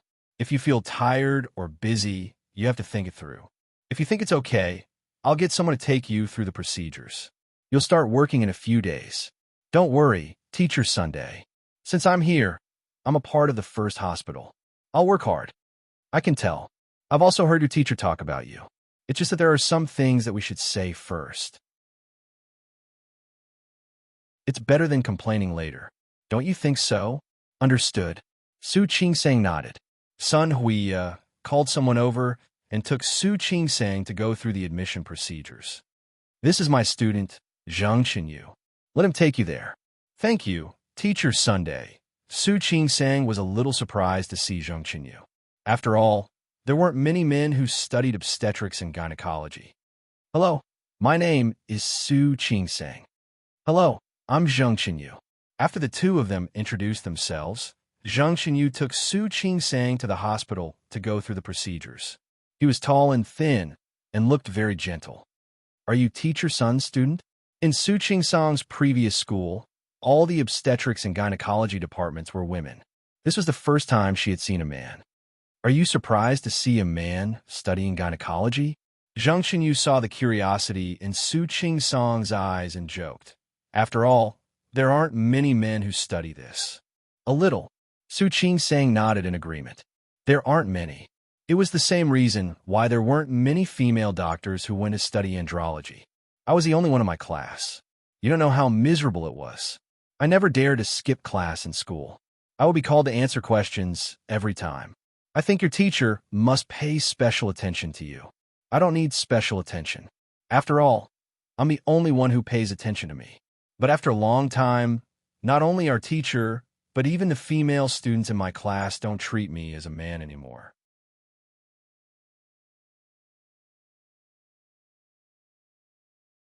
Chapter 471. I can't help it even if I do. I've already jumped into a pit, haven't I? Zheng Qinyu's words made Su Qing-sang laugh again. This colleague was quite interesting. While the two of them were talking, they arrived at the hospital office and completed the procedures. Because tomorrow was the weekend, they decided to start work next Monday. After coming out, she thanked Zheng Qinyu and left. Su Qing-sang began to look forward to working here in the future. It seemed that the colleagues in this hospital were not difficult to get along with. She believed that they would be able to cooperate well in the future.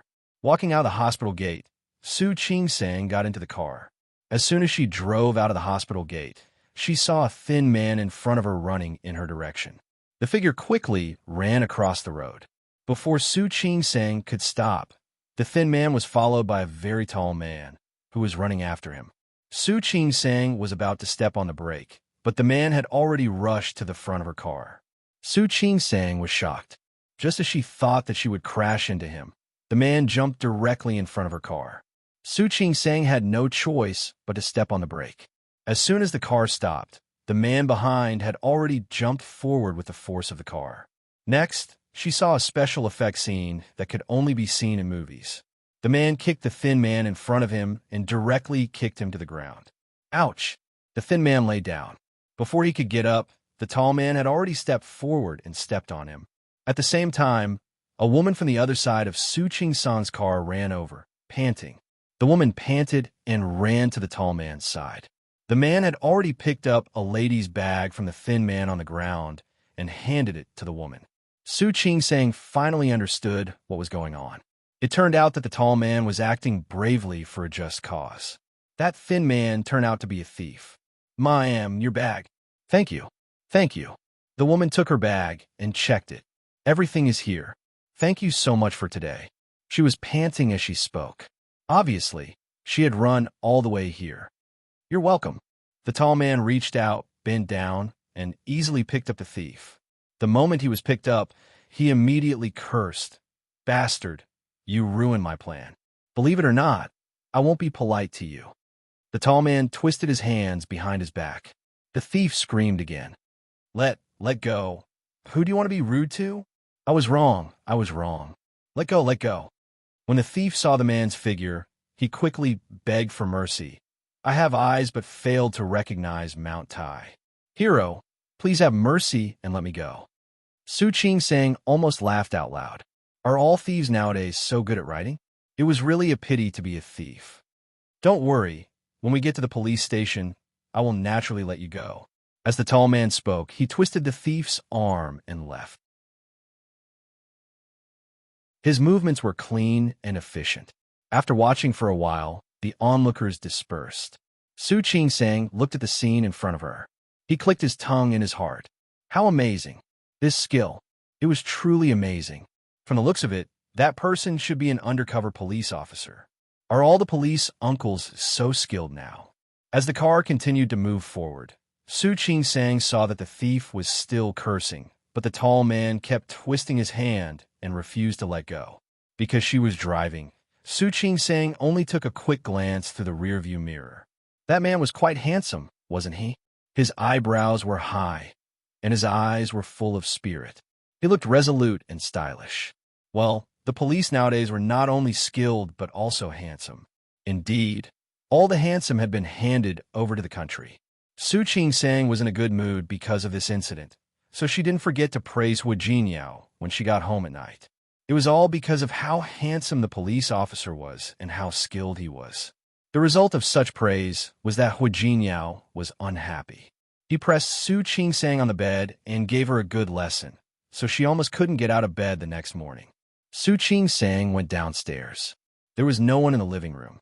After going to the dining room for breakfast, she found that Hu Jinyao was playing chess with old Master Hua in the living room. You're up. Hu Jinyao looked at her and reached out to her.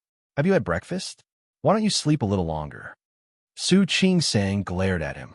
Why didn't he sleep a little longer? Weren't there guests coming today? How could she have the nerve to sleep in? Your mother went out again? Old Master Hua greeted Su Qing-sang. His eyes returned to the chessboard, and he put down a piece. Yes, they said that Chang Xinyun's mother is sick. My mother went to see her. Old Master Hua didn't say anything. Whether it was because he went to see Chang Xinyun's mother, or because he didn't want to admit Su Qingsang's identity in front of so many relatives, they all knew.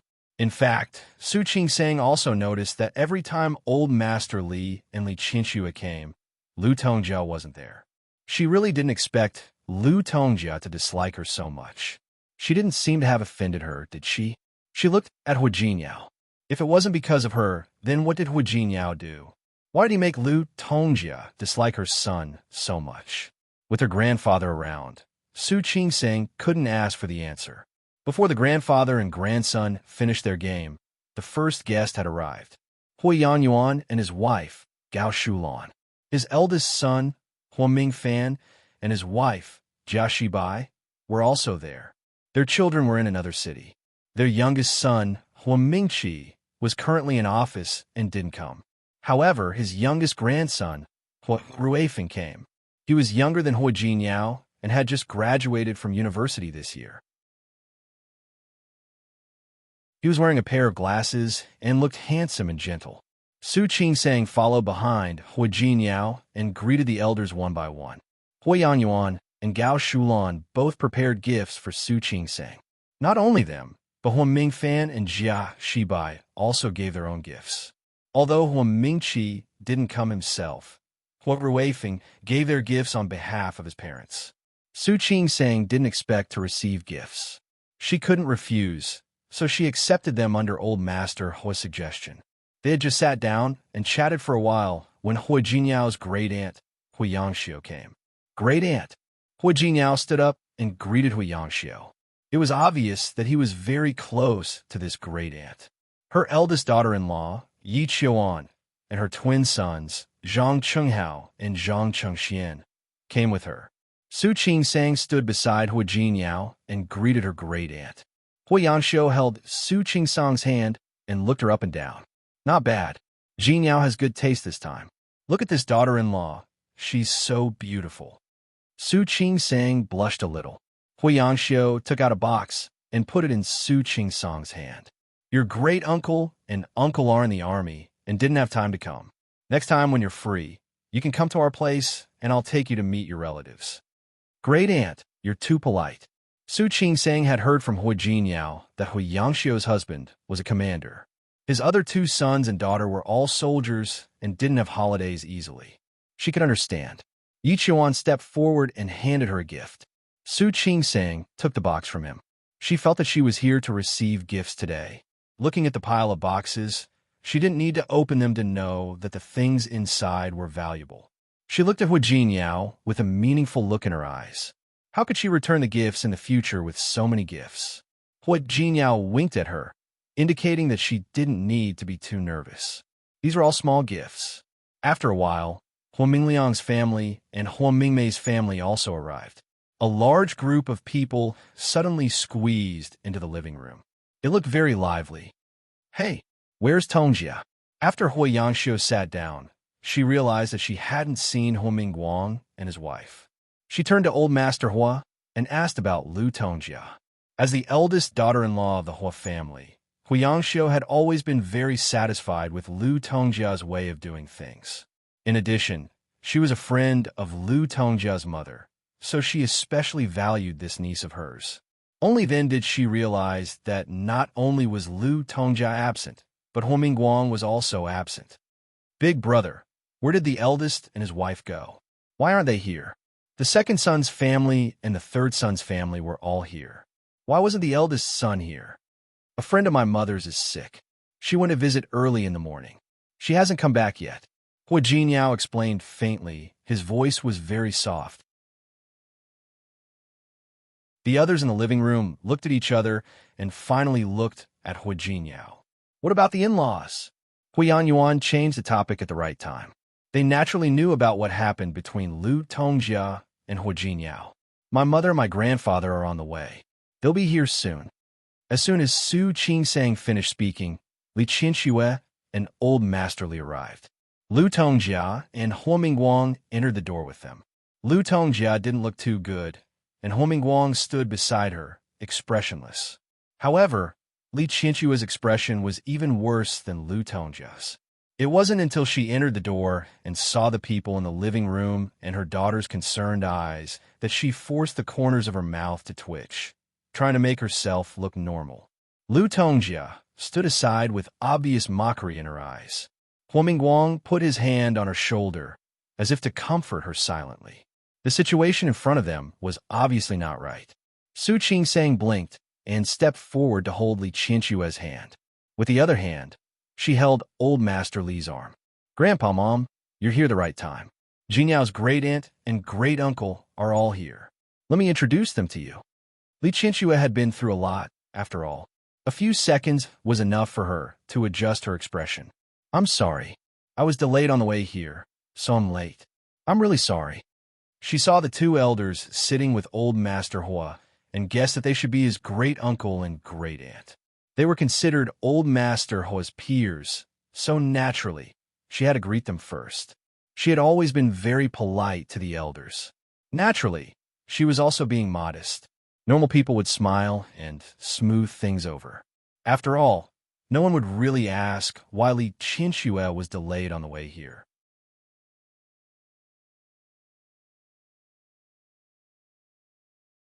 Chapter 472. Hearing Li Qianxue's words, Lu Tongjia took a step forward and was about to speak.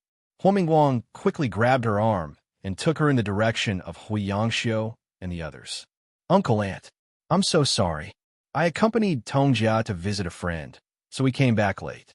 Uncle and Aunt, please don't mind. We're all family. You don't have to be so polite." Hui Yangyuan had been in the government for a long time, so his words were naturally watertight.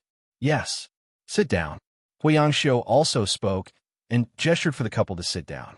However, Old Master Li and Li Qianxue hadn't sat down yet after greeting the two of them. Old Master Li's expression was a little strange. Old Master Hua also stood up and asked them to sit down.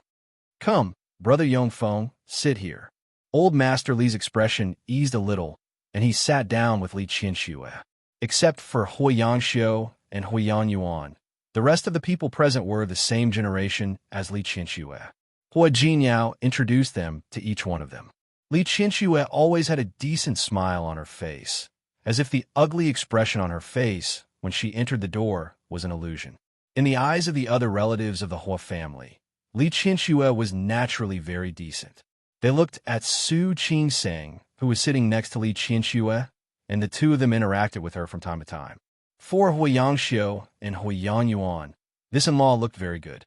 However, for people like Huo Mingliang and Huo Mingmei, who had always known that Su Qingsang was just an illegitimate daughter, the scene in front of them was suspicious.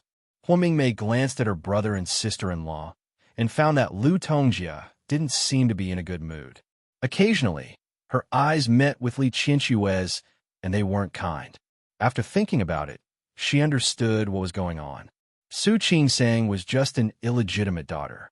Li Qianxue and Old Master Li must have come for the power of the Hua family. Uncle and Aunt didn't know the inside story, so they couldn't see it, but Lu Tongjia definitely knew. Huo Mingmei felt that she had thought of the key point, and when she looked at Su Qingsang again, her eyes were a little malicious. "Eldest brother's wife is called Qingsang, right? Look at me, I can't remember this name." She started by belittling Su Qingsang, which successfully made the people in the living room talk and form their own small circles to look at her and Su Qingsang at the same time. Su Qingsang didn't respond but glanced at Huo Mingmei. His gaze was indifferent, not taking her provocation to heart. "Qingsang, I think I heard you call the person next to you Mom?" "Yes," Su Qingsang said calmly. "This is my mother, but I heard from Hu Jinyao that your mother is someone else." In fact, everyone knew that Su Qingsang was actually an illegitimate daughter. Huo Mingmei rolled her eyes and said faintly, "Why are you calling me Mom now?" The sarcastic and suggestive voice made Su Qingsang and Li Qianxue frown at the same time. Hua Jinyao's face darkened, and his eyes turned extremely cold. "I've already explained this to the old man.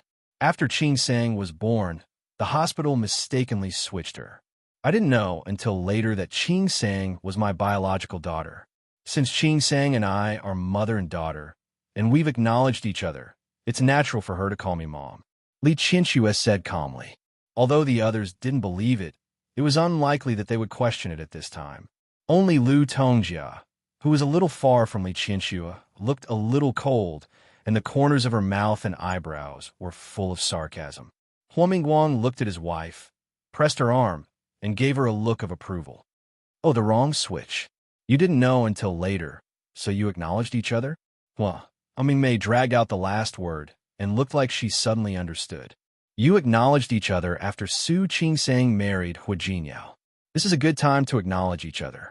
It's really good. She faked a smile and looked at the other people present. You didn't find out sooner or later. You didn't find out until Hu Jinyao married her. It's really good to find out. Everyone present was smart. Hearing Huo Mingmei's words, how could they not understand? It was nothing more than that the Li family recognized the illegitimate daughter as their biological daughter because they saw that the inconspicuous illegitimate daughter had married into the Huo family. Old Master Li's face darkened because of Huo Mingmei's words. However, he was older than Huo Mingmei, so he naturally couldn't lower himself to argue with her. Su Qingsang's face darkened. Her lips moved, and she was about to speak. However, the back of her hand was pressed down by Li Qinxue.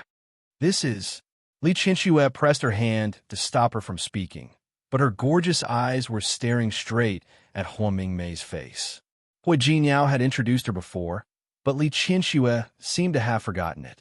I'm Jinyao's aunt. Huo Mingmei knew that she was doing it on purpose, and her face darkened even more. Oh, you're just my aunt. I thought you were Jinyao's mother. Li Qinxue smiled, but she didn't finish her sentence. What do you mean? Nothing. After all, Jinyao's mother hasn't said anything yet. You're in charge, so I'm just asking. It was obvious that he was scolding Huo Mingmei for being a busybody. Huo Mingmei was enraged by Li Qinxue's words. She blushed and glared at Li Qinxue. What? Can't I ask? I've seen a lot of people like you. Wasn't he just eyeing the power of the Huo family? For the sake of money, you even accepted an illegitimate daughter. Aren't you afraid of losing face? Everyone present watched the scene unfold before them. Both the old and the young didn't speak, and Hu Yifan and the other juniors looked interested. Mingmei, grandfather Hu couldn't stand it anymore. What nonsense are you talking about? Did I say something wrong? Huo Mingmei glanced at old master. Although our family said that we don't interfere with our children's freedom of marriage, we don't want to interfere with them. But to have such in-laws is really... He didn't say the last two words, but everyone understood what he meant. I don't think it's embarrassing.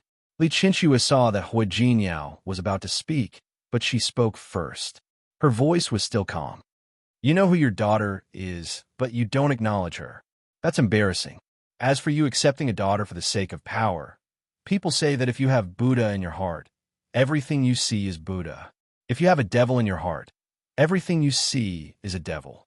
Aunt, you must be the kind of person who would accept a daughter for the sake of power, right? What did you say? Huo Mingmei had never been mocked like this in her life. She stood up immediately. I won't repeat my good words. Even though Li Qinxue was sitting, she didn't lose in terms of aura. You don't look very old, but your ears are starting to fail. You should go and have a checkup. She had to keep a low profile when she was in someone else's territory. But Huo Mingmei's words were too harsh. If she didn't stand up for her daughter, how could she have a foothold in the Huo family in the future? Huo Mingmei's husband, Wei Nantian, had been silent until now. He understood that his wife couldn't take advantage of him. He pulled Huo Mingmei's arm and signaled for her to stop talking. Huo Mingmei shook off his hand. She was so angry that her chest was heaving up and down. She suddenly turned to look at old Master Hua. Father, are you just going to watch someone bully your daughter? Old Master Hua didn't say anything, but Li Qinxue laughed. Why do I bully you? It's really interesting. It seemed like only a child would complain to his parents when something happened. My Yusin is 17 years old this year, and even he wouldn't do such a thing. She was saying that Huo Mingmei was worse than a child. Huo Mingmei nodded repeatedly. Good. How was this a marriage? It's clearly a feud, isn't it? Mingmei, sit down. Old Master Hua looked at Huo Mingmei, his eyes full of disapproval. Sit down. Huo Mingmei stood still. Wei Nantian pulled her body slightly and made her sit down. Old Master Hu cleared his throat and looked at Li Qianxue awkwardly. I'm sorry. Mingmei has been spoiled by me since she was a child. She doesn't know her limits. I was just talking nonsense. Please don't take it to heart, in-law. Who was talking nonsense? Hu Mingmei was about to lose her temper again. Wei Nantian pressed her shoulder and whispered something in her ear. She turned her face away angrily and stopped looking at them. Of course not. As Li Qianxue spoke, she turned around and gave Su Qingsang a loving look. Originally, we didn't need to listen to Aunt Jinyao's words. Although Qingsang is a good child, she is a little clumsy and doesn't know how to speak well. As her mother, I overstepped my authority and said a few more words. I hope you won't take it to heart, old master. We're a family from now on. Of course I won't take it to heart. Old Master Hu's words were quite beautiful. He turned to look at Old Master Li. Brother Yongfeng, don't you think so? Of course. Old Master Li looked around and understood what was going on. He quite agreed with what his daughter had just done. However, there was still a faint worry in his heart. He was worried that Su Qingsang would have to face such a big family in the future. Her mother-in-law was not easy to get along with. In the future, Huiyang Yuan, who had been silent until now, spoke up. Yes. This family doesn't need to be polite. We're a family from now on. It's also fate that we can become in-laws. There's nothing wrong with it. As soon as he spoke, Huiyangshu also chimed in. Several of the most senior people had spoken, and the rest of the younger generation couldn't say anything else. Old Master Hu's intention to protect Su Qingsang was too obvious. Even if the younger generation still had some thoughts in their hearts, they swallowed them back. Even if the matter was over, no one in the living room would talk about what had just happened. Only Lu Tongjia looked at Li Qianxue, her eyes full of mockery. Su Qingsang felt that look, not to mention the others. When it was time to go out for lunch at noon, she asked Li Qianxue and Old Master Li to get in her car. Almost as soon as she got in the car, she couldn't help but ask Li Qianxue.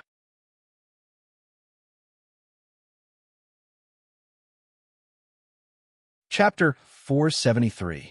Li Qianxue glanced at her daughter. Her expression was a little strange. Not only her, but Old Master Li's face also darkened when he thought of what happened before. What happened? Your mother-in-law knows. Li Qianxue suddenly became very depressed when she said this. She didn't expect Su Chenghui to be so shameless. She didn't force Su Chenghui to sign before because of the two children.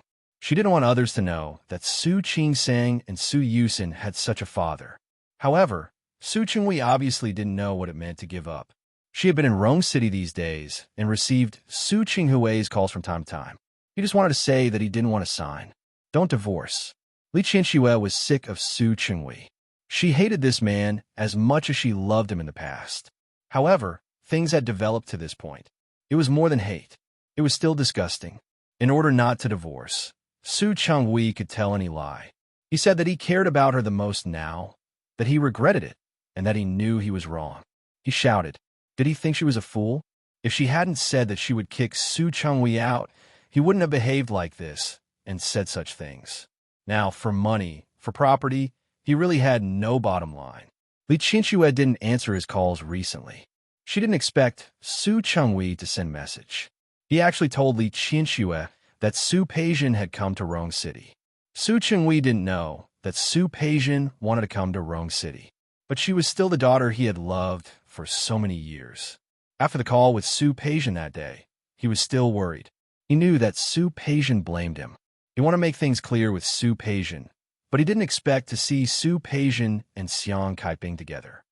Peijian? Kaiping? Su Chenghui saw the mother and daughter finally recognize each other. For some reason, he felt inexplicably uncomfortable. You recognize each other. Why? Are you surprised that we recognize each other? Xiang Kaiping hated Su Chenghui now. If it weren't for him, she wouldn't have recognized the wrong daughter. How could her daughter be chased out by someone? No. Su Chenghui looked at Su Peijian. He had some understanding of his daughter. As far as he knew, this daughter of his did not seem like the kind of person who would accept Xiang Kaiping. He even thought that Su Peijian would hate Xiang Kaiping for abandoning her and giving her the identity of an illegitimate daughter. However, Su Changhui didn't expect that Su Peijian would not only admit it, but also admit it. Now, he was actually living with Xiang Kaiping. To him, this was too fantastical. Kaiping, you and Peijian, Su Peijian's words couldn't be trusted. Su Qinghui would rather let Xiang Kaiping say it and see what she had to say. He had some understanding of Xiang Kaiping. She had had a disagreement with Su Peijian before, and she had a fight because of Su Qingsing. Could she really accept Su Peijian without any grudge? Su Qinghui knew Xiang Kaiping, but this understanding was based on the past. More importantly, he neglected the heart of a mother and believed what he heard. Once one sided with one's family and ignored reason, it was inevitable that one's perception would be biased. Peijian is my daughter. Xiang Kaiping didn't mind letting Su Qinghui know. You should know that I didn't get along well with her all those years ago, and we didn't get to know each other well. Now that this mistake has been corrected, what's so strange about me acknowledging her? Su Qinghui didn't know what to say. He vaguely felt that something seemed to be wrong. It seemed that something was out of control. However, he couldn't figure out what was wrong. He couldn't help but look at Su Peijian. Peijian, Dad. When Su Peijian saw Su Changhui again, her forehead was still throbbing with pain. She didn't look well. However, that situation only lasted for a few seconds. Very quickly, she composed her emotions and expression. She held Xiang Caiping's arm and faced Su Qinghui. You seem to think that it's strange. Actually, there's nothing strange about it. After all, I'm my mother's daughter. Isn't it normal for me to acknowledge her? Peijian. Su Qinghui looked at his daughter. Not only did the feeling in his heart not disappear, but it also increased. He didn't want to speculate about his daughter with malice. However, Su Peijian's behavior made him instinctively feel that something was wrong. Dad, aren't you happy that I acknowledged my mother? Su Peijian looked at Su Changhui. Even if he was her father, she still hated him now. I feel quite happy. After all, you and my mother have driven me out. I have to find a place to go, right? Peijian, I'm telling you, Annie didn't mean that. You're just saying that I'm no longer your daughter. Su Peijian interrupted him. Enough. What's done is done. There's no point in talking about it.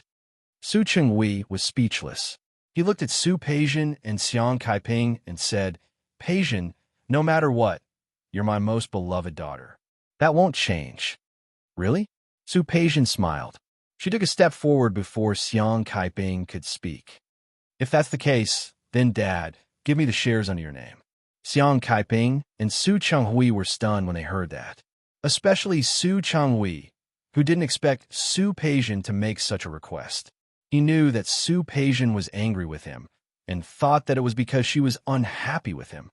Peijian, this is impossible. With Li Qianxue's agreement, he couldn't give the shares to Su Peijian. Moreover, he had already made Li Qianxue so sad before. If he gave the company's shares to Su Peijian, he was afraid that Li Qianxue would never forgive him. It was true that he loved Su Peijian, but Su Peijian had acquired a lot of assets over the years. Secondly, he still felt sorry for Li Qianxue. He still wanted to ask for Li Qianxue's forgiveness. Under such circumstances, he would never do anything to make Li Qianxue unhappy. You see, you say that I'm your most beloved daughter, but in fact, your love is just lip service. Peijian, Su Changhui couldn't agree with such words. If you want something else, I can give it to you. But the shares of Li Group, they belong to your auntie. I have no right to give them to you. It's true that they belong to my auntie. But who will she give them to in the end? Su Qingsang? Su Yusin? Anyway, I won't get a share, right? So you have used your actions to prove that you don't treat me as a daughter at all. Since that's the case, why do you have to say that you treat me as your most beloved daughter? Don't you think it's fake? Peijian, Su Changhui had been mentally and physically exhausted in the past few days. His wife wanted to divorce him, and his 2 children were not close to him now. And his children, who used to be close to him, were now alienating him. Now that she said such words, Su Changhui took 2 steps back and looked at his daughter in shock.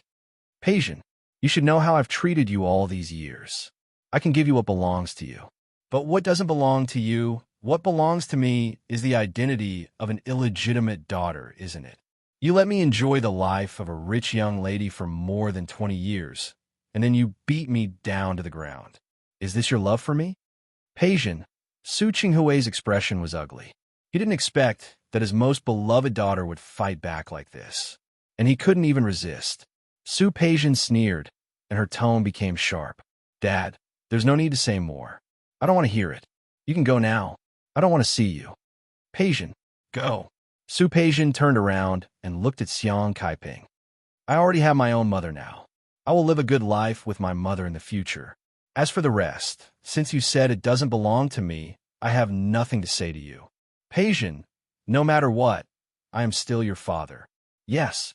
Don't I call you dad now? You can go. Su Qinghui wanted to say something, but Xiang Kaiping took a step forward. Are you going or not? My daughter said she doesn't want to see you. Dad, you don't have to come to me anymore. Su Peijian didn't mind letting Su Qinghui know where she was going. My mother and I have decided to leave Lin City.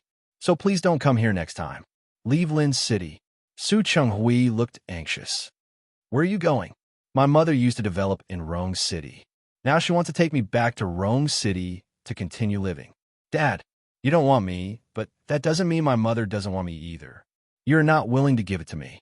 My mother is willing to give it to me. So please don't come to us in the future. Peijian, that's right.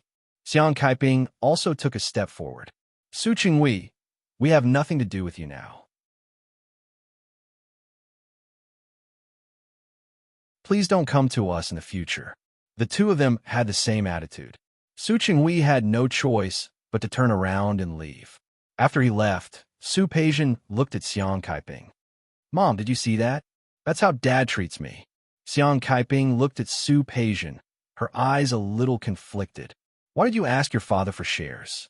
It was true that she wanted to recognize her biological daughter. However, she didn't think that Su Peijian had the right to take the shares of the group. More importantly, she and her mother didn't want the things that belonged to that woman. Mom, I did it on purpose. Su Peijian hooked her arm and coquettishly said to her like a daughter, you saw it too. My father said that he loves me the most, but he can't even bear to give me a little bit of his property. What do I need such love for? Xiang Kaiping looked at Su Peijian and was momentarily confused. However, she still felt that there seemed to be something wrong. I just don't want the benefit from that woman, and I don't want you to have them.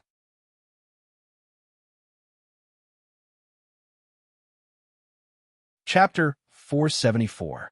Su Peijian didn't finish her sentence, but Xiang Kaiping could understand what she meant. She wanted to use this method to test Su Qinghui, but she didn't expect this result. I've finally seen through your father. He's as hypocritical as he can be. If he doesn't want to give it to you, then so be it. From now on, we'll depend on each other. Damn it, everything is yours. Thank you, Mom. You're the best. Su Peijian buried her face in Xiang Kaiping's arms, smelling the completely different scent from Li Qianxue's. Her eyes flashed with obvious emotion. Now I know who is really good to me. On this side, the relationship between mother and daughter was constantly improving. On the other side, Su Qinghui sat there in a daze after getting into the car. He didn't want to speculate about his daughter with the worst of intentions. However, Su Peijian's tone and expression just now made him feel that she meant it. She really wanted the shares of the group and really wanted to return to the Su family. The problem was that he didn't have the initiative in these two things now. Li Qianxue insisted on divorcing him, and he wanted to return to the Li family, but couldn't. How could he give the shares of Li Group to Su Peijian? Even if he really had that ability, he didn't want to hurt Li Qianxue's heart anymore. Thinking that every time he called Li Qianxue in the past few days, they ended on bad terms, his heart was filled with bitterness. Now, Li Qianxue didn't even want to talk to him more than a few words. Every time he called, she asked when he would sign the papers and when the divorce would be. More importantly, no matter what he said, no matter how many words he said, Li Qianxue didn't believe a word. She scolded him for being shameless and shameless. She said that he would do anything to not get a divorce. He really wanted to be shameless. He really wanted to be shameless for once. However, Listening to Li Qinshue's words, not only could he not get angry, but he only felt heartache. So, this was how Li Qinsue felt when he talked about her like that before?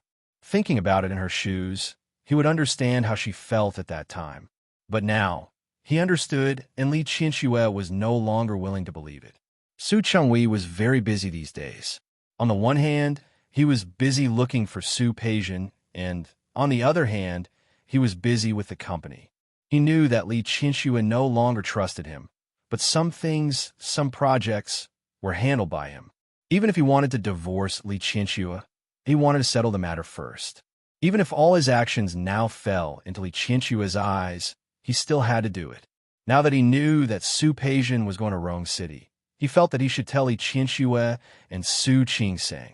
He always felt that Su Peijian's purpose in going to Rong City was not simple, although he did not want to think of her in this way. More importantly, he needed more opportunities to contact Li Qinsue, even if it was just to hear her voice. But what he didn't expect was that he and Li Qinsue parted on bad terms again. Unlike Su Chenghui, who was unwilling to speculate about Su Peijian with the greatest evil, Li Qinsue did not mind speculating about Su Chenghui with the greatest evil. Peijian is coming to Rong City? Why would she come to Rong City? Li Qinsue recalled the argument she had with Su Chenghui on the phone. What's wrong? Do you think you can stop me from divorcing you just because Su Peijian is here? Aren't you being too optimistic? I don't mean that. I don't care whether you mean that or not. Su Peijian doesn't need to tell me whether she is coming to Rong City or not. Unless she is here to cause trouble for me and Qingsang. No. Su Chenghui instinctively defended Su Peijian. Why would she cause trouble for you? She has now met Xiang Kaiping. Xiang Kaiping used to live in Rong City, so she decided to bring Peijian there. That's why I decided to bring Peijian there. I don't think she's here to make trouble for you. Then you don't need to tell me. Although Li Qinsue also cared about Su Peijian, she would never show it at this time. She is no longer my daughter. She is your daughter. You don't need to tell me where she is going and what she is doing in the future. Qinsue, unless she came to Rong City to look for me or Qingsang, Su Qingsang said. That's impossible. It's best if it's impossible. Li Qinshue's voice was very cold. Su Chenghui, no matter what, I have raised Su Peijian for more than 20 years. I treat her as my own daughter. I have given her everything I can. If she can still blame me or Qingsang in her heart, then I can only say that she is really not a good person. Qinsue, don't say things like that. Peijian was brought up by you, although she is a little spoiled and a little willful. But her nature is definitely not bad. You know this as well. I don't know. Of course, Li Qinsue was willing to believe that Su Peijian's nature was not bad. No matter what, she was the daughter that she had raised.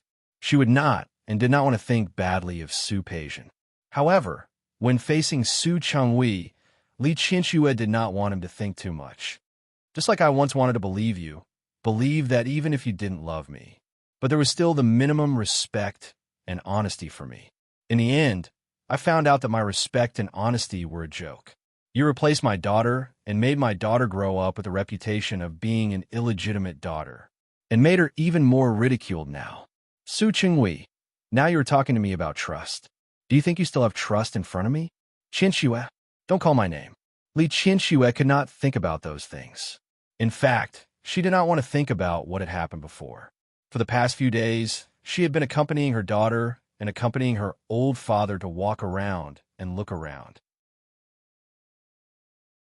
Originally, she had begun to feel much more cheerful. However, Su Chenghui always had to call from time to time and appear in front of her, making her feel like she was being stared at by a fly. Su Chenghui, since you exchanged Qingsang and Peijian's identities and made Qingsang an illegitimate daughter, I have nothing to say to you anymore. I have nothing more to say to you. I only have one request now, and that is for you to sign the divorce papers. Qinsue, if you still have a little conscience, don't think that you can get more benefits from maintaining this marriage. That's impossible. I don't think so, Qinsue. I've said before, I don't want to get a divorce because I realize that you are the most important person to me. Su Chenghui, before I completely hate and disgust you, put away your hypocritical words that make me sick. If you really think that I am the most important person to you, as you said, then I only hope that you sign the divorce papers. I will take this as your last kindness to me. Li Qianxue received Su Qinghui's call when she was about to reach the Hua family's house with old Master Li. She didn't want old Master Li to worry, so she took her phone to the other side to make the call. The location she chose was the corner of the courtyard wall outside the Hua family's house. She clearly saw that there was no one there, but when she hung up the phone, she found that Lu Tongjia happened to be standing not far in front of her. Li Qianxue did not know how long she had been listening, nor did she know how much she had heard. However, when she met Lu Tongjia's half-smile and mockery, she did feel awkward and uncomfortable. She wanted to turn around and leave as if nothing had happened, but Lu Tongjia walked towards her step by step. She tilted her face and stared at Li Qianxue. Changed children? Divorce? Naturally, Li Qianxue felt uncomfortable when someone heard her most embarrassing thing. However, this woman was Lu Tongjia, the Lu Tongjia who had been at odds with her from the beginning. Eavesdropping doesn't seem to be the behavior of a gentleman. Eavesdropping? Lu Tongjia looked at Li Qianxue as if she was watching a joke. Do you want me to remind you that the land you are standing on now belongs to the Hua family? She said that she was eavesdropping in the Hua family's territory. If I remember correctly, I don't think I stepped into your yard. Indeed, you didn't. Lu Tongjia didn't want to argue with Li Qianxue anymore. She smiled coldly and looked a bit sarcastic. But you're standing on the road talking about these things. How can you blame others for eavesdropping? There weren't many things in Li Qianxue's life that could make her feel embarrassed. This was one of them. Most importantly, the person who heard it was Lu Tongjia. She knew all too well that this woman had a problem with Su Qingsang. She might say something unpleasant to Su Qingsang. Li Qianxue forced herself to act as if nothing had happened. Her face was also calm. Sorry, it's time to meet with old Master Hua. I'll leave now. You're in a hurry to leave? Lu Tongjia was really glad that she wanted to get out of the car for a walk. Otherwise, she wouldn't have heard such a wonderful show. Did you just say that Su Qingsang's father changed her identity? You heard wrong.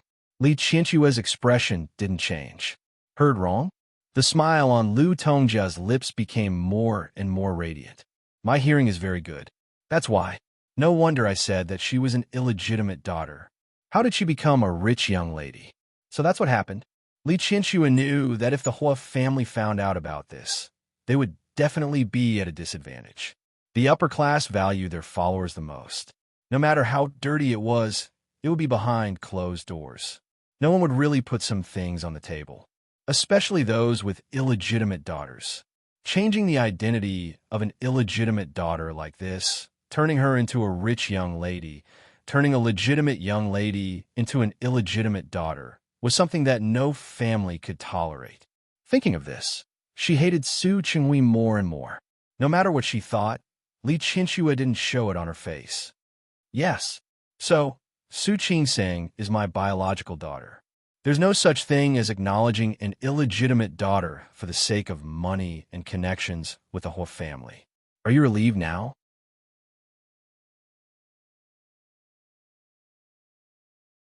Chapter 475. Mrs. Hua, please don't cross the line. If there was anything in Li Qianxue's life that was a taboo for her, it was her children. If there was anything that could make her feel bad, it could only be her children.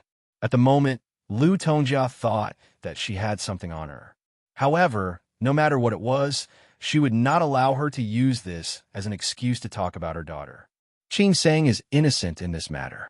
Please don't involve her in this. I'm the one who wants to involve her. She insisted on marrying into our family. I don't know what kind of means she used. Lu Tongjia sneered, and the disdain in her eyes was clear. Hua Jinyao went to Lin City for less than 3 weeks, and he was already with your daughter. Hua Jinyao only went there to inspect the business. As soon as he came back, it became a marriage. When did your daughter and Hua Jinyao meet? Did you agree to this sudden marriage? At that time, you didn't know that she was your daughter, did you? At that time, your daughter was just an illegitimate daughter. How did she get together with Hua Jinyao? She put her foot on Hua Jinyao's shoulder. You found out about her parentage right after? Huh. What a coincidence. Before hearing this phone call, she didn't approve of Su Qing and Hua Jinyao being together. Now that she heard this phone call, she disapproved of it even more. Lu Tongjia said that Su Qing and Hua Jinyao's marriage was a conspiracy. Li Qianxue didn't want to be bullied. She was about to refute when Old Master Li saw that she didn't come over and started to walk over. Li Qianxue cared about her father's feelings and didn't want to argue with Lu Tongjia in front of Old Master Li. She could only look at her deeply, then turned and walked in the direction of Old Master Li. Now that her daughter asked her what was going on, Li Qianxue couldn't tell Su Qing about Lu Tongjia in front of Old Master Li. Nothing. I just thought that today is the day you meet the Hua family, but your mother-in-law ran out. I'm just a little upset. Mom, it's okay. Su Qing knew that Li Qianxue was worried about her, but she didn't think it was a big problem. Hua Jinyao has an apartment in the city. It's half an hour's drive from his company and only 20 minutes from the hospital where I work. In any case, I'll start work in 2 days. If Hua Jinyao and I live outside and don't come back often, we won't have the chance to spend time with my mother-in-law. Li Qianxue saw that Su Qing was still optimistic, but she couldn't think of things as simple as her.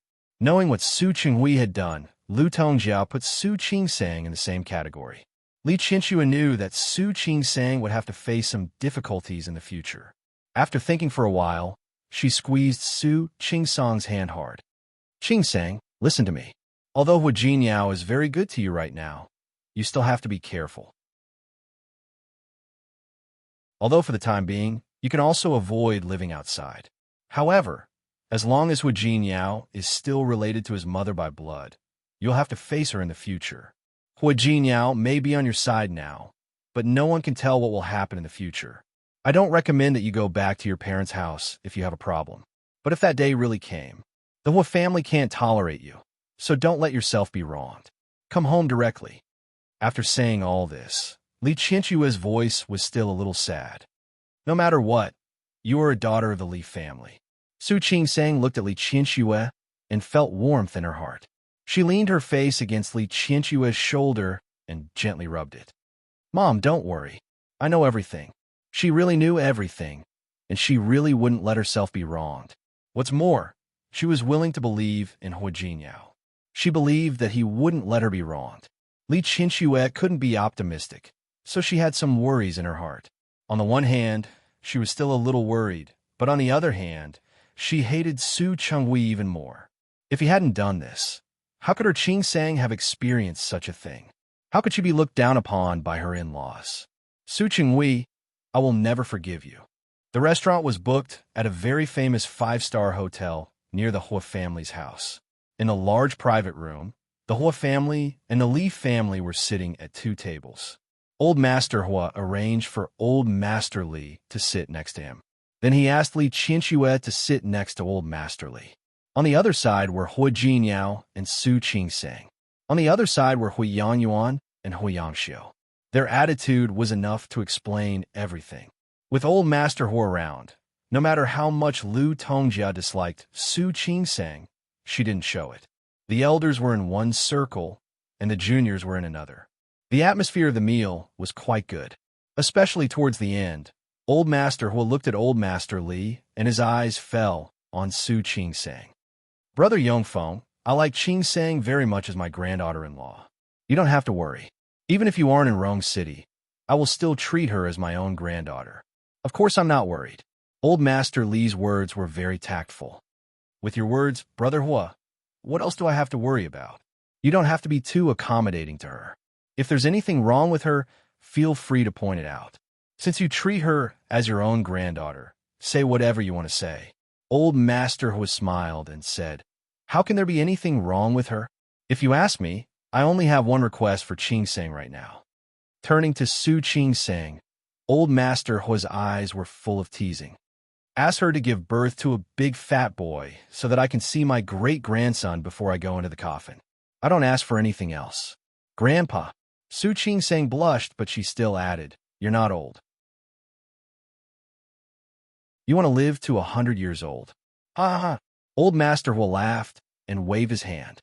I don't expect to live to 100 years old. When I see my great-grandson one day, I can die with peace of mind. Dad, what are you talking about? Hua Mingwan got up and poured a cup of tea for old Master Hua. It's such a good day. Don't talk about it. Yes, yes, yes. Look, I'm old and confused. Old Master Hua tried to smooth things over, but the others all looked at Su Qingsang. The elders were still fine, but the juniors were looking at him with an indecipherable expression, especially Hua Yifan and Hua Yang. The two of them looked at each other with deep meaning in their eyes. Brother, Hua Manzi approached Hua Yifan and said in a low voice, if you use your time to get a wife and give birth to a son, you'll have a wife. I guess the person Grandpa values more now is you. Manzi, Hua Jinyao can win Grandpa's favor not because he can get a wife, Hua Yang said in a very low voice. That's because Grandpa is biased. Hua Yifan didn't look good. He stared at Hua Jinyao and Su Qingsang, sitting at another table with a slightly gloomy face. Second brother, Hua Manzi was really not convinced. Grandpa is very biased. Both of them are his sons, and we are all his grandchildren, but he seems to only see Hua Jinyao. Stop talking. Hua Yifan narrowed his eyes, picked up the wine glass in front of him, and drank it in one gulp. Brother, Hua Manzi still wanted to say something, but Hua Yifan glanced at his brother and sister coldly. Eat, don't talk so much. Hua Manzi stopped talking. Hua Yang also chose to shut his mouth after sneering. Hua Yifan stared at Hua Jinyao, then looked at the younger people sitting at the table with them. He tightened his grip on the glass so hard that his knuckles began to turn white. Yes, the people sitting at this table were all younger people. Hua Yifan, Wei Sihai and his sister, Zhang Chenghao and his brother, and even Hua Kaitao, a little kid. However, the people sitting at the other table with Old Master Hua were all elders.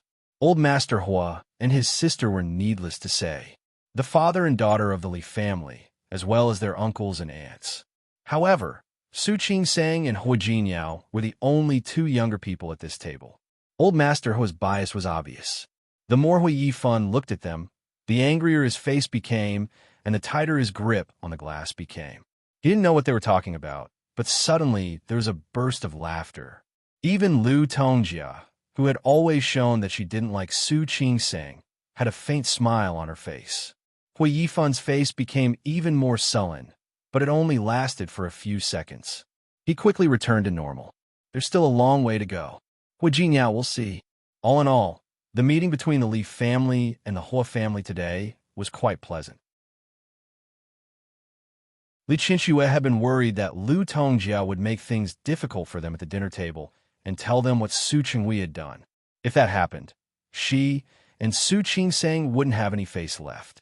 However, unexpectedly, Lu Tongjia didn't mention a word about it. Not only did she not mention it, but she even had a faint smile on her face when other people were talking.